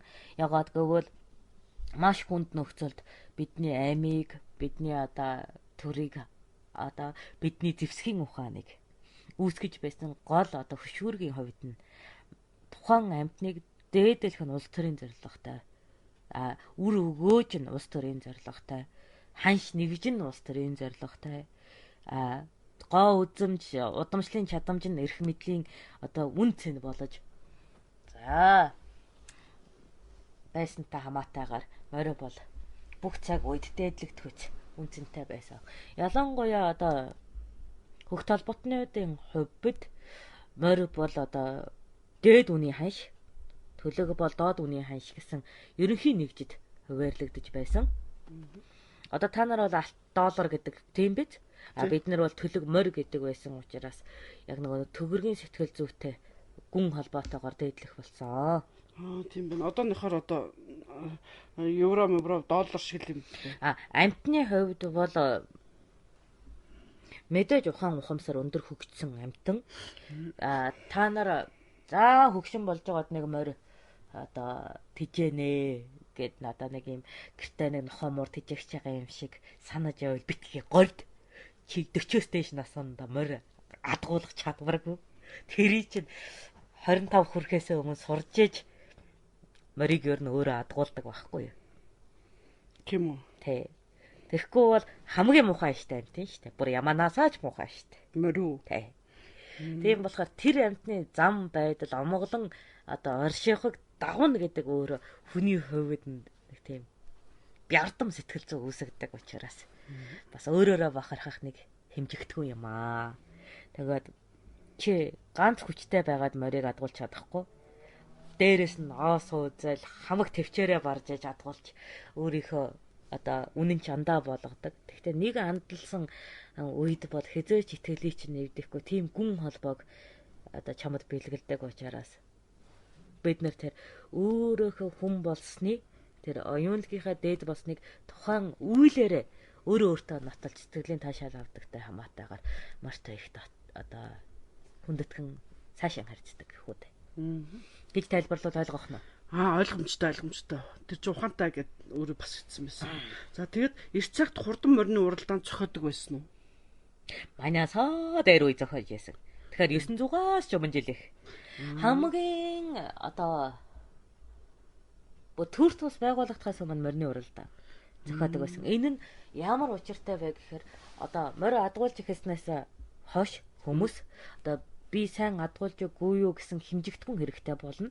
Тэр цагаас нөгөө ижил төрлийн одоо хөдөлмөр эрхэлж байгаатайгаа одоо өрсөлдүүлэн өөрийнхөө чадварыг хэмжих одоо ухагтхуун нөрөө морин уралдаан шүү дээ. Ухамжтай юу. Тэгэхээр би сайн адгуулж байна уу? Энэ морийг яг одоо зөв адгуулж байна уу? Гаршуулж юу гэдгээ хэмжих гэж өөрөө уралдаан нь байдаг. Тэгэхээр нэгдүгээр байр, хоёрдугаар байр бол ямар ч уралдаанд бол одоо утгагүй зүйл. Хамгийн гол нь энэ чадварыг би төгс эзэмшчихгүй гэдэг хэмжигдэхүүнийг өгдөг учраас альва төрлийн тэмцээн ач холбогдолтой байдаг юм. Жишг нь уран бичлэгийн тэмцээн гэж байна. Энэ нь би энэ бичгийн чадварыг бүрэн эзэмшчихгүй юу гэдгийг бусдаа өөрийгөө харьцуулах боломжийг өгдөг учраас тэр тэмцээн үнцэнтэй юм. Ойлгож байна уу? За ойлгомжтой. За одоо морин уралдаан байсан бол хэдэн төрлөөр зохиодог байсан бэ? Жороо, хатирч, холын зайн уралдаан, насны ангиллаар даах, шүдлэн, хязаалан, соёлын их нас, азрах бүгд уралдаг байсан уу гэнэ? Энэ бол одоо тухайн одоо хөгжлийн олбаагаас ангиллагдаж байгаа зүйл. Анх бол зүгээр морин дээр мордож чадах уугүй юу гэдэг тэмцээн байсан бол сүүлдээ уралдуулаад нэг жилд дахиулаад дараад нь нас зүсээр нь нэг танах залуухан илүү хурдан манайх хөгшин илүү удаан гэсэн нөгөө хүний хил амыг дарахын тулд энийг чинь төрөлжүүлэн ангис дэгэлсээр байгаад ийм олон юм болцсон юм а гэдгийг ойлгоо. За. Тэгэхээр ийм байхгүй. За та нар одоо гүөх алхах гэдэг чадварыг гэхэр сайн эзэмшснээ ойлгохын тулд гүйлтийн уралдаан хийдэг те. Тийм үү? Өөрөөр хэлбэл би гүөх гэдэг чадварыг хэр сайн эзэмшсэн бэ гэдгийг хэмжих гэдэг шүү дээ. Тэгэд ер нь одоо ингэ өөрийнхөө орон зайд байгаа хүмүүсээс хэр хурдан юм бэ гэдгийг хэмжих гээд байна шүү дээ. Тийм үү? Гэтэл 70 настай хүүхэд 80 настай хүн хоёр уралдал яах вэ? Бараг л яг энэ шиг сэтгэлгээний асуудлууд Өөрөөр хэлбэл нөгөө бие махбодын насчлалын асуудал эднэр нөгөө тухайн үр дүнд их чухал байдаг учраас тэрийг ангилж айлах болох яг үнэн хэмжигдэхүүн гаргах гэж энэ тоглоомын дүрм зохиогддог. За тийм сонирхолтой юм байна. За сайн морийг хэрхэн шинждэг вэ? Хэр үнэтэй байв гинэ? Азрах тавих үрээг сонгохдоо хэрхэн шинждэг вэ? Энэ морийг маш ихээр мэддэггүй юм болов. Тэр эртний төв морины төвгийг асуугаад байх юм. Сайн морийг хэрхэн шинждэг вэ? Хэр үнэтэй байв гинэ? Сайн морийг бол эхлээд одоо нөгөө яснаас нь хэмжээд. За. Ойлгож байна уу? Эхлээд яснаас нь хэмжээд. За ясыг нь хэмжихдээ бүр эхлээд тухайн одоо би одоо морь худалдаж авахтаа шинжиж гин гэж бодъё л да. За. Одоо ингээд ясыг харлаа. Дараа нь хонгоны булчингоос нь урагш хамар самсаа хүртэл нь харна. За. Булчингийн шинжээ хийн. За. За яс сайтай байх нь тухайн одоо морь маний удамшил одоо угсаа морьдтой хэр тохирох вэ гэдгийг хэмжиж байгаа. Ойлгож байна уу? Булчингийн харахаар би унлагын чадамжийг хэмжиж байгаа. За дараад нь шүдийг хараад насыг хэмжиж байгаа. Хилийн хараад эдшийг хэмжиж чинь. Нүдийг хараад зоригийг хэмжинэ. Тийм үү? За тэгээд хоёр талд нь гараа алгадаж дуу чимээ гаргаж соргогийг хэмжинэ. За. За тэгээд эзнээс нь эцэг их хоёр малынх нь шагаагүй. За. Энэ нь дахиад нөгөө удамшлын хэмжилтэнд за одоо ач холбогдолтой байдаг. Ойлгож байна уу? Нилээн одоо сэрэг хөнгөн шагаатай байх юм бол энэ бол нилээн цус одоо асуудалтай болцсонмаар байна. Нягт сайн бөгөөд одоо болтол тослог байдлаа алдаагүй шагаа байх юм бол энэ чинь бас эцэг их гэдэг чинь нилээн бас хэдэн жилийн хугацаа гаргана шүү дээ. За тэрийг нь үзэж яагаад юуг нь яалаа. Одоо удамшлын одоо ясны чанарыг л илүү наривчлаад байгаа байхгүй. За тэгээд манийг хөлөгдсөн байж болно шүү дээ. Яач? Одоо нэг өөр чанартай шагаа бариулж яг эцэг ихийнх нь биш. Тийм шүү дээ. Тийм үү. Тэгэнгүүт өөрийнх нь тэр нөгөө морины шагаан орчимд барьж байгаад хэмжээ таарж яануг харна. Тийм. Ээж юм автагаа ясны бүтцээс нэг их өөрчлөгддөггүй учраас. Ойлгож байна уу? За тэгээд туурайг нь шалгана. За туурайнаас нь бүр юу яаж яагаад эмтэлж авч нөгөө эвэрлэг бүрхүүлийг нь авч шалгана. Та ямар амар юм бэ? Морь худалдаж авах гэдэг нь шүү дээ. Юу амар юм. Хавьсан тэр доор иж байгаа туурайг нь хүртэл шалгаад байгаа юм уу? Тэрийг шалгахаар тэр амьтны нөгөө эрдэсийн шин чанар гарч ирнэ. Эрдэсээр сайн тижээж байсан эсэх нь тэр моринд маш их ач холбогдолтой. Яг бол хиймлэр өсгөлт хийж байглаараа өөрөө өдий гоо төстэй байна уу гэдэг чинь тэр туурайны шин чанар дээр мэдрэгддэг байхгүй юу? За одоо хүнийхээр бол хумс гэсэн үг үү? Хүнийхээр бол хумс гэсэн үг байхгүй юу? Тэр морины хумс чинь ёо алсаа морины өмсөг хүртэл шалгаж үзчихэж шээ. За тэгээ шин хомоолыг нь үзнэ. Ямар идэн штэ ямар зуршилтай морь болох нь тэндээс харагдана. За ойлгож байна. За тий ажилддаг юм морь юу? Хүшигдэх үү? Үгүй. Морь бол заримдаа махчин амтан байхгүй юу? Махчин? Тий. Өөрөөр хэлбэл хэрцгий зан авиртай юу үгүй юу гэдгийг нь би ялгацсанд нь байгаа уургийн хэмжээгээр баримжилдаг байхгүй юу? Өөрөөр хэлбэл сэг зулгаадаг морь байх юм бол энэ манай морьдуудыг халгаахгүй хазаад унах байхгүй юу? Махчин юм байна. Тий. Тий сэг зулгаах зан авир моринд байдаг. Ойлгож байна. За. Мухаштай. За тэгж яагаад нөгөө тойрог шилэн үзүүгээ хөдөлгөх гэж хэлвэл чамд ойлгох бах. Хөдөлгөөнийг харж байгаа тулалдах чадварыг харж байна. За өрөөнийх нь булчингийн сайн тэмтэрж яагаад хазалтын хүчийг нь баримжаалж байна. Тэгж байгаа тулааныхын чадварыг нь ойлгоно. Ухамжтай юу. За хэвлэн булчингийнхэн татлахыг шалгана. Авахмаар олдохгүй нэ. За тэгж шалгаж авна да. Хамаг юм үсгэн шүү дээ. Төмсгийн хүртэл шалгана. Азраг авах гэж байгаа бол. Азраг авах гэж байгаа. Яг тэгж асуусан байна. Азраг тавих үрээг сонгохдоо хэрхэн шинждэг вэ гэхээр төмсгэн шалгаал болоо. Үгүй. Төрөүний бүх шинжээний эцэст төмсгийн шалгана.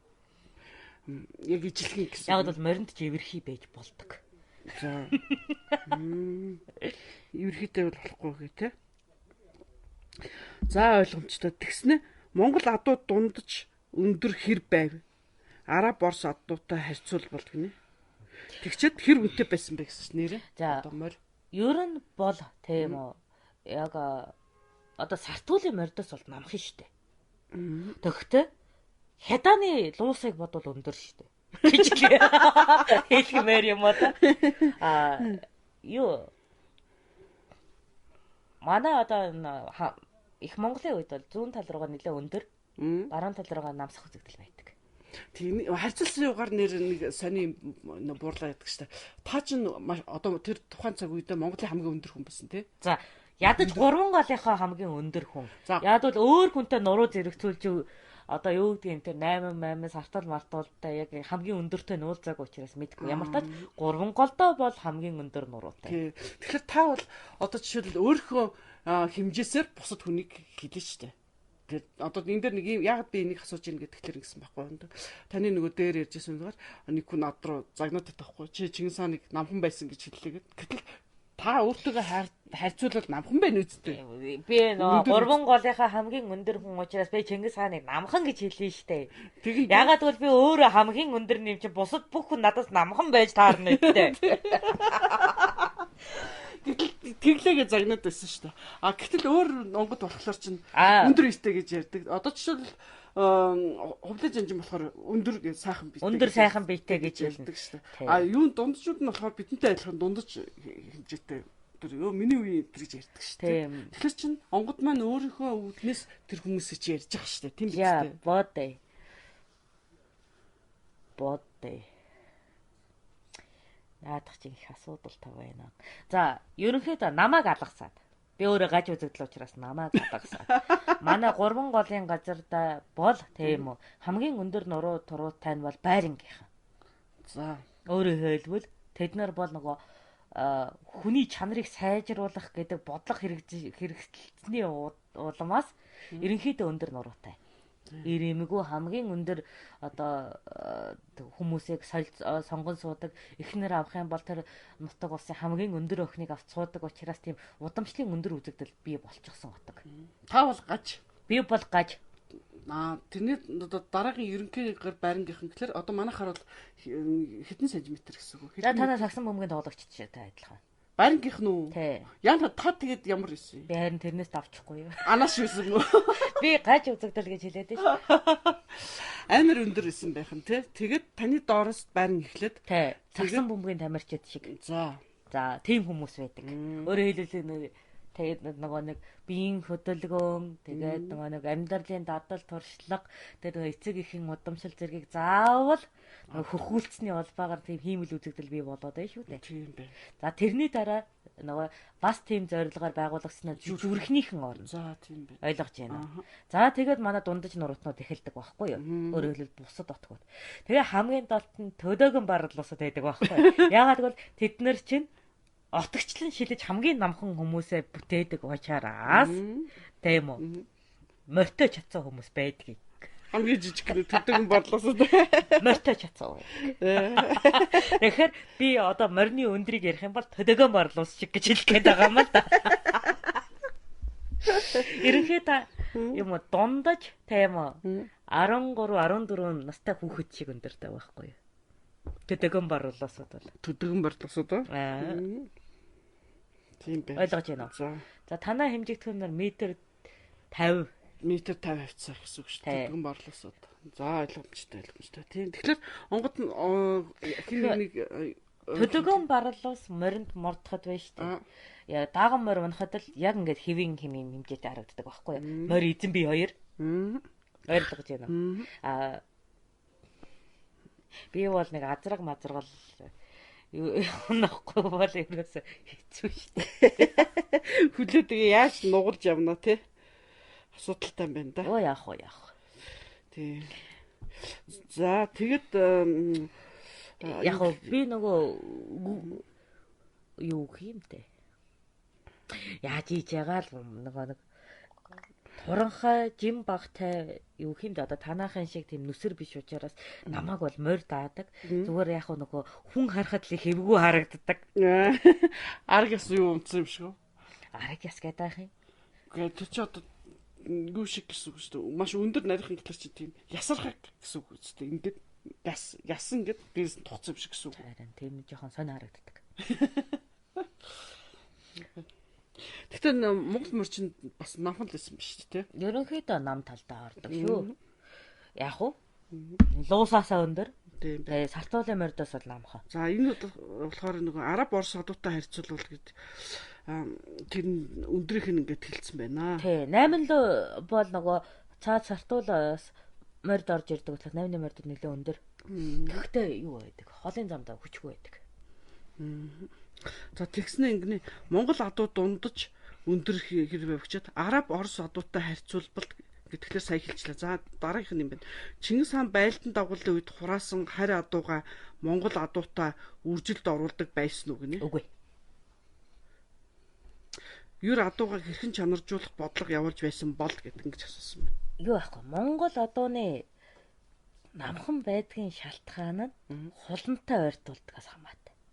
Хуланчин өөрөө жижиг төрлийн амт нь шүү дээ. Зэрлэг адуу шүү дээ. Одоо тахь байна, хулан байна тэр үед тийм үү. Хулангийн гიშгэ гэдэг үзэгдлээс бид нэр одоо зэрлэг адуутайгаа ойртуулах зарчмаар чанаржуулдаг байснаас одоо тэр намхан, хүчирхэг, тэр омголон амтэн ч юм уусаад байгаа.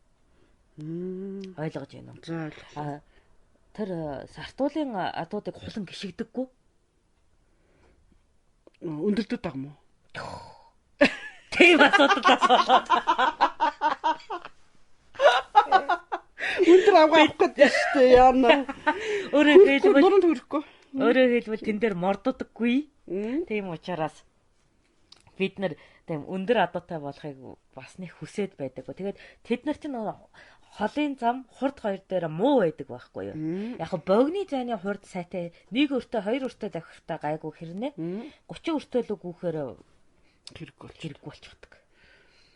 Тэгэхээр бид нар чинь холын аян дайнд явдаг хүмүүс чинь холын чанартай илүү их холбогдол өгдөг. Учираас тэр өндөр адуунаас илүү хулангийн гიშгэгээ сонирхоод байдаг байхгүй юу? За. Тийм байна. За тэгснэ.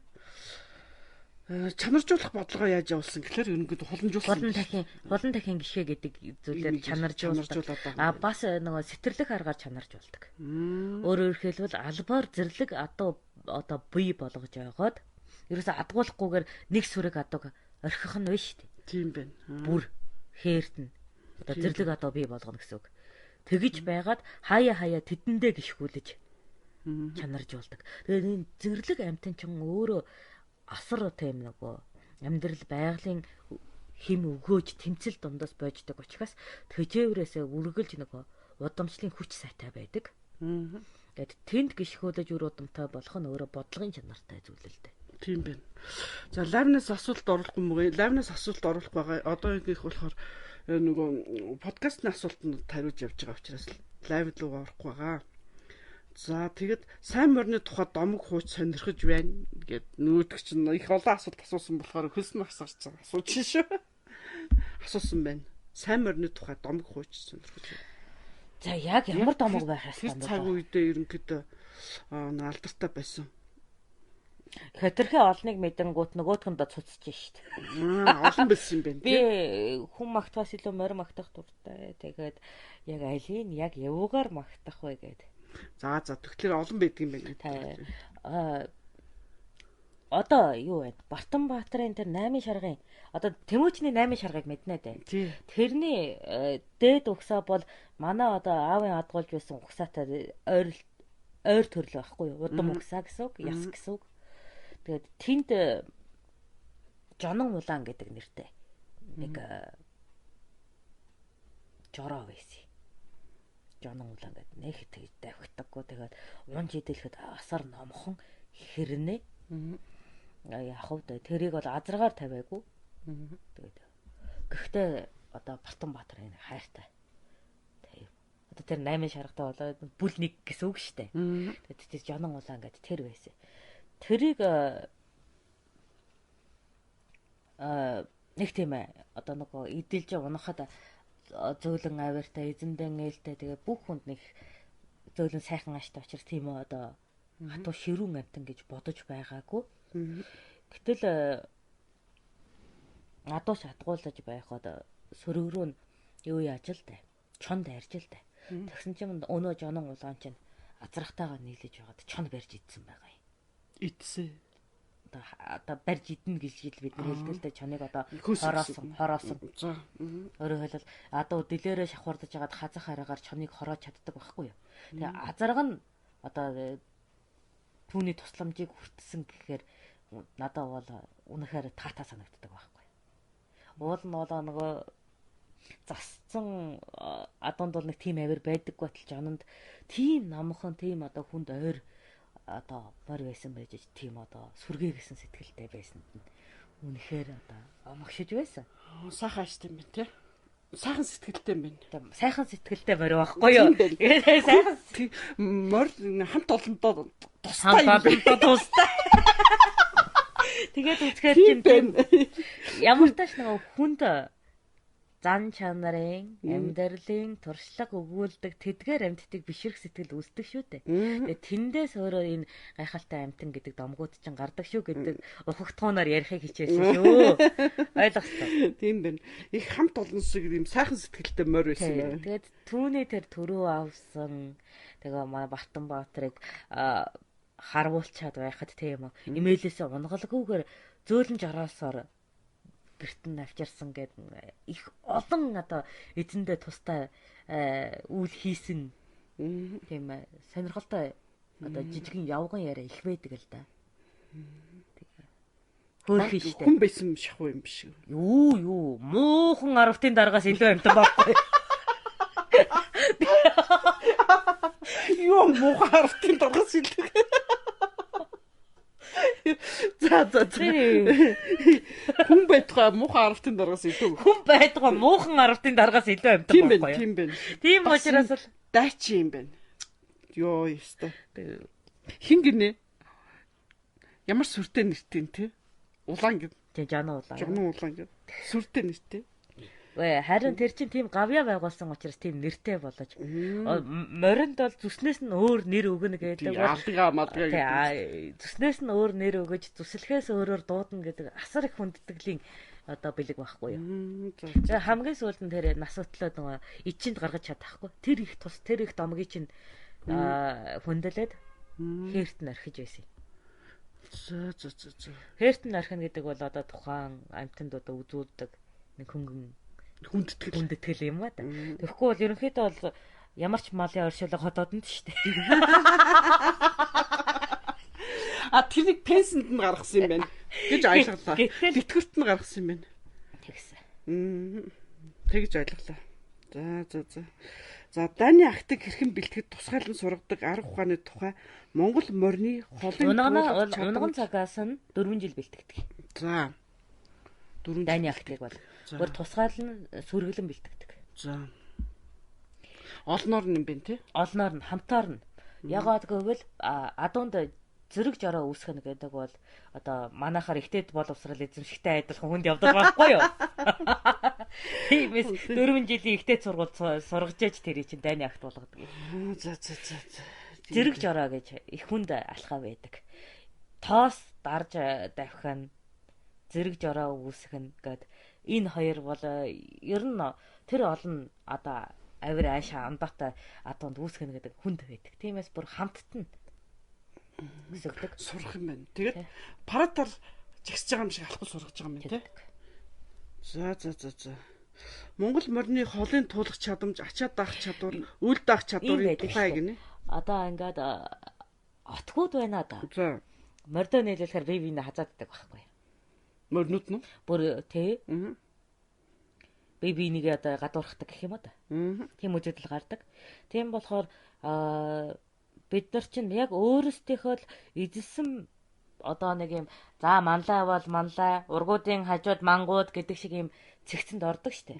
Тэрний ерөнхий шалтгаан мордоос болоод байгаа. Өөртөөхөө дуранд биш.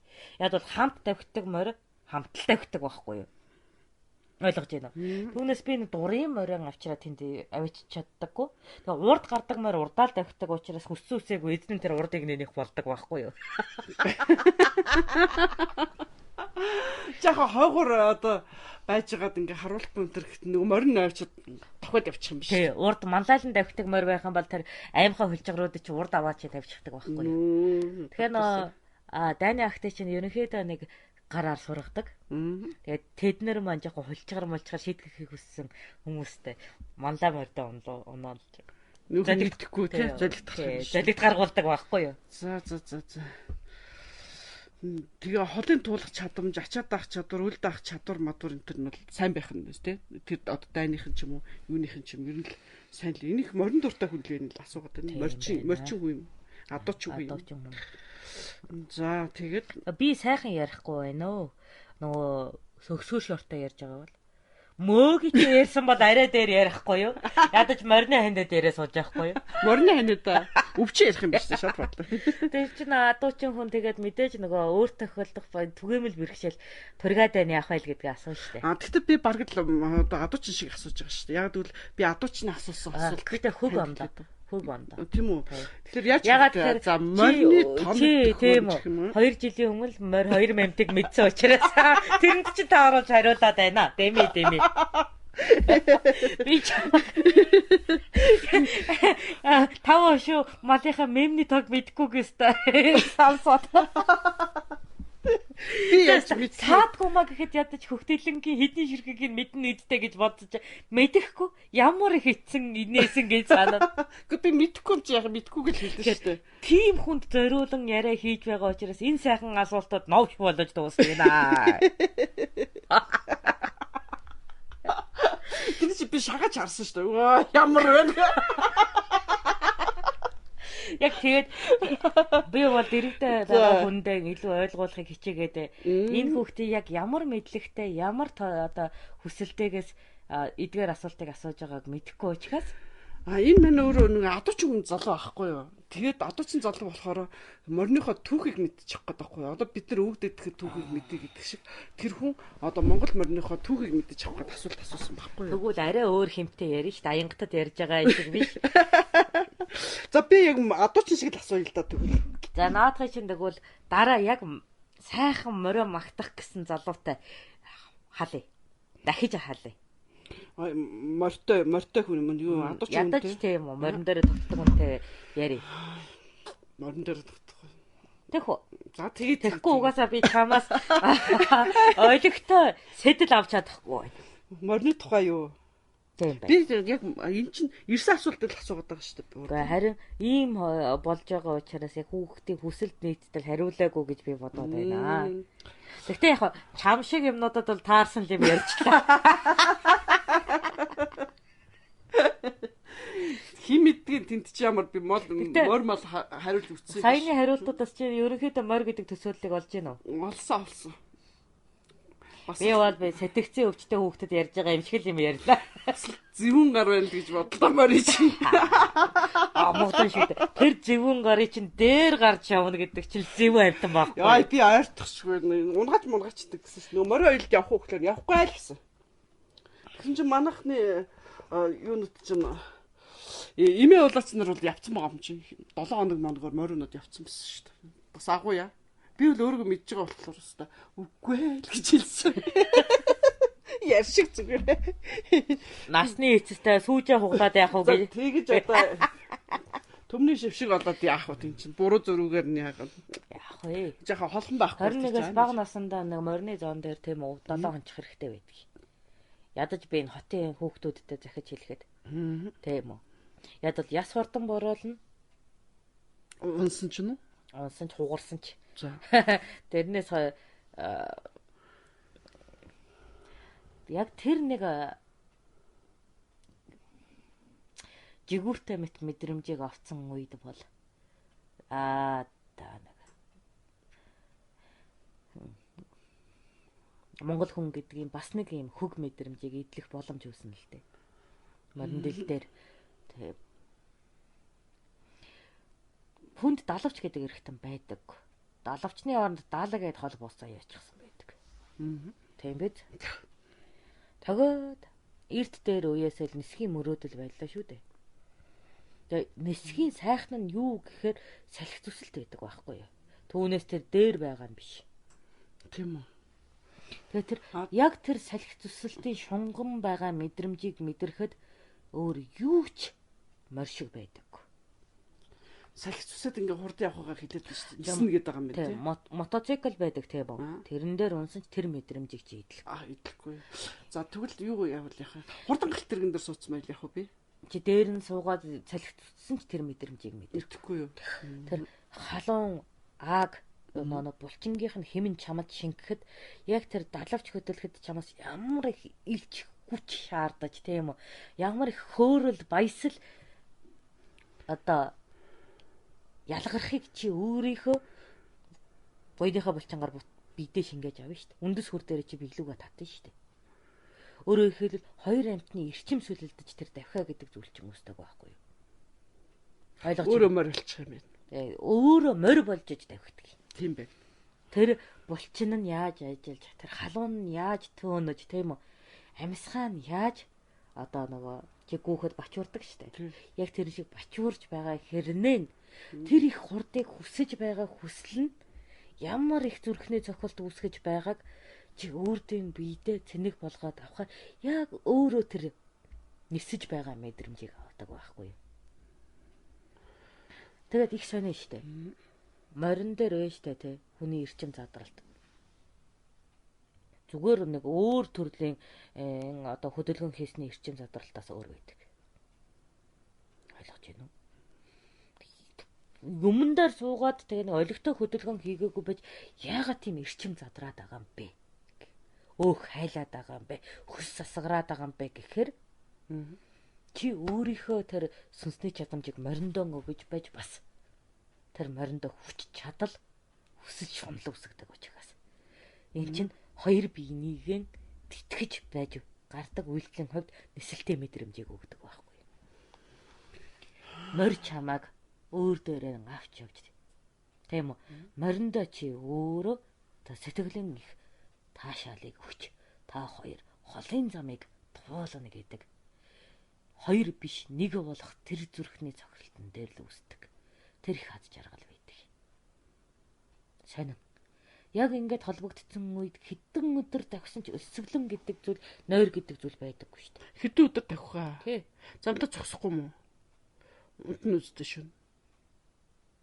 Яг тийм холбоосонд орчиход бол ёстой цаг хугацаа гэдэг зүйл ойлгомжгүй зүйл болж өгдөг шүү дээ. Тийм. Миний дээд хугацаа 7 хоног. Замдаа зогсохгүй юу?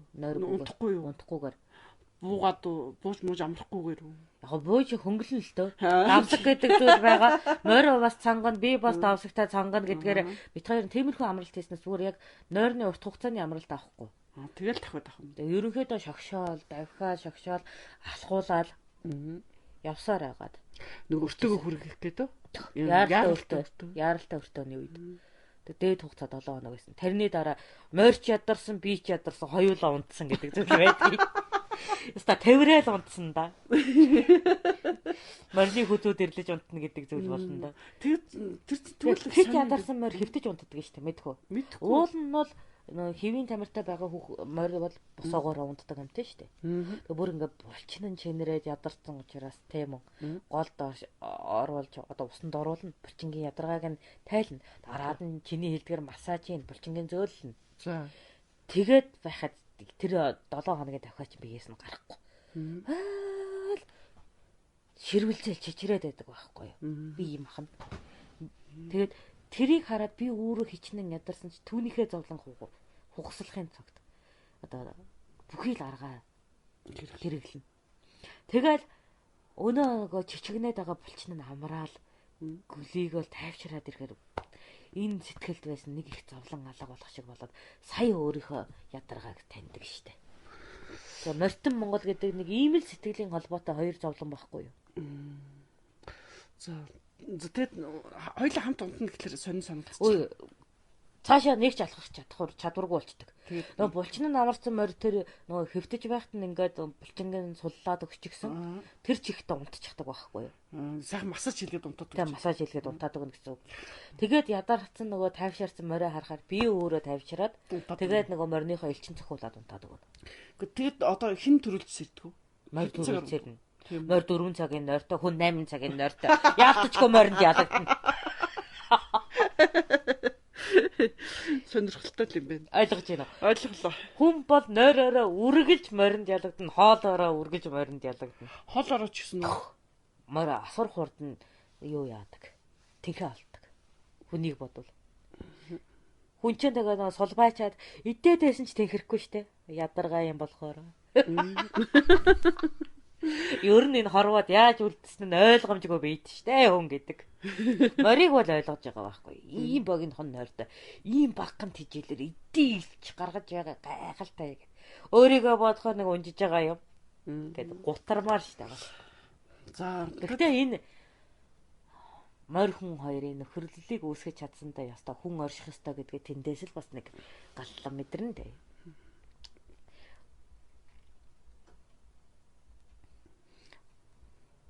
Миний ерөнхийдөө холд явдаг гэх юм бол манай эцгийн үлдээс шаргаадай гэдэг нэртэй морь байна. Бас л хүндэт гисний улмаагаас бусдаас нь ялгаж нэрвэж байгаа шүү дээ. Шаргаадай гэдэг нэг юм байна. Ааш муутай. Надаас өөр хүн ойрт болохгүй яг. Унаг багтнаас нь ахуулаад угжиж самнаж өсөхэд ачиг бөөсөөс нь салгаад арчилж ноцолтож байсны хувьд бол намайг бол ойртуулна. Өөр хүнийг бол ёстой хазаж хилгээгээд сүүл сүүлээрээ ташуурдна гэд. Ерөөсө болдог хүүхдэд ч ойрт болдоггүй тийм юм байсан. Олон жил аврагдлаа да түүгээр. За. Тэгээд хэтэрхий хүндэлсэн болохоор идчихсэн. Түүнээс тийм үү. Өтлөлийн зовлон үзүүлэхгүй гэж бодоод. Хатгууч гисэн идчихсэн. Өөр дотроо мөн хөлөх гээд. Хаас муухай заваа юм. Асар их хүндэтгэл. Чи бодоод бид хоёр тийм үү. Энэ амьдралыг нэгэн бий болгож тийм үү давхиж тууллаа. Одоо тэр мэн богино настай болохоор надаас төрүүлээ явчихж байгаа юм чи. Тэгэхээр надтай хамт амьдарч хорвоогийн сайхныг бүзэг гэдэг өөртөө шингээсэн юм аа. Баллаа юм ирж байгаа. Амар чив шиг. За. Жан ингээд өндөрлөе дөө. За тэгэхээр.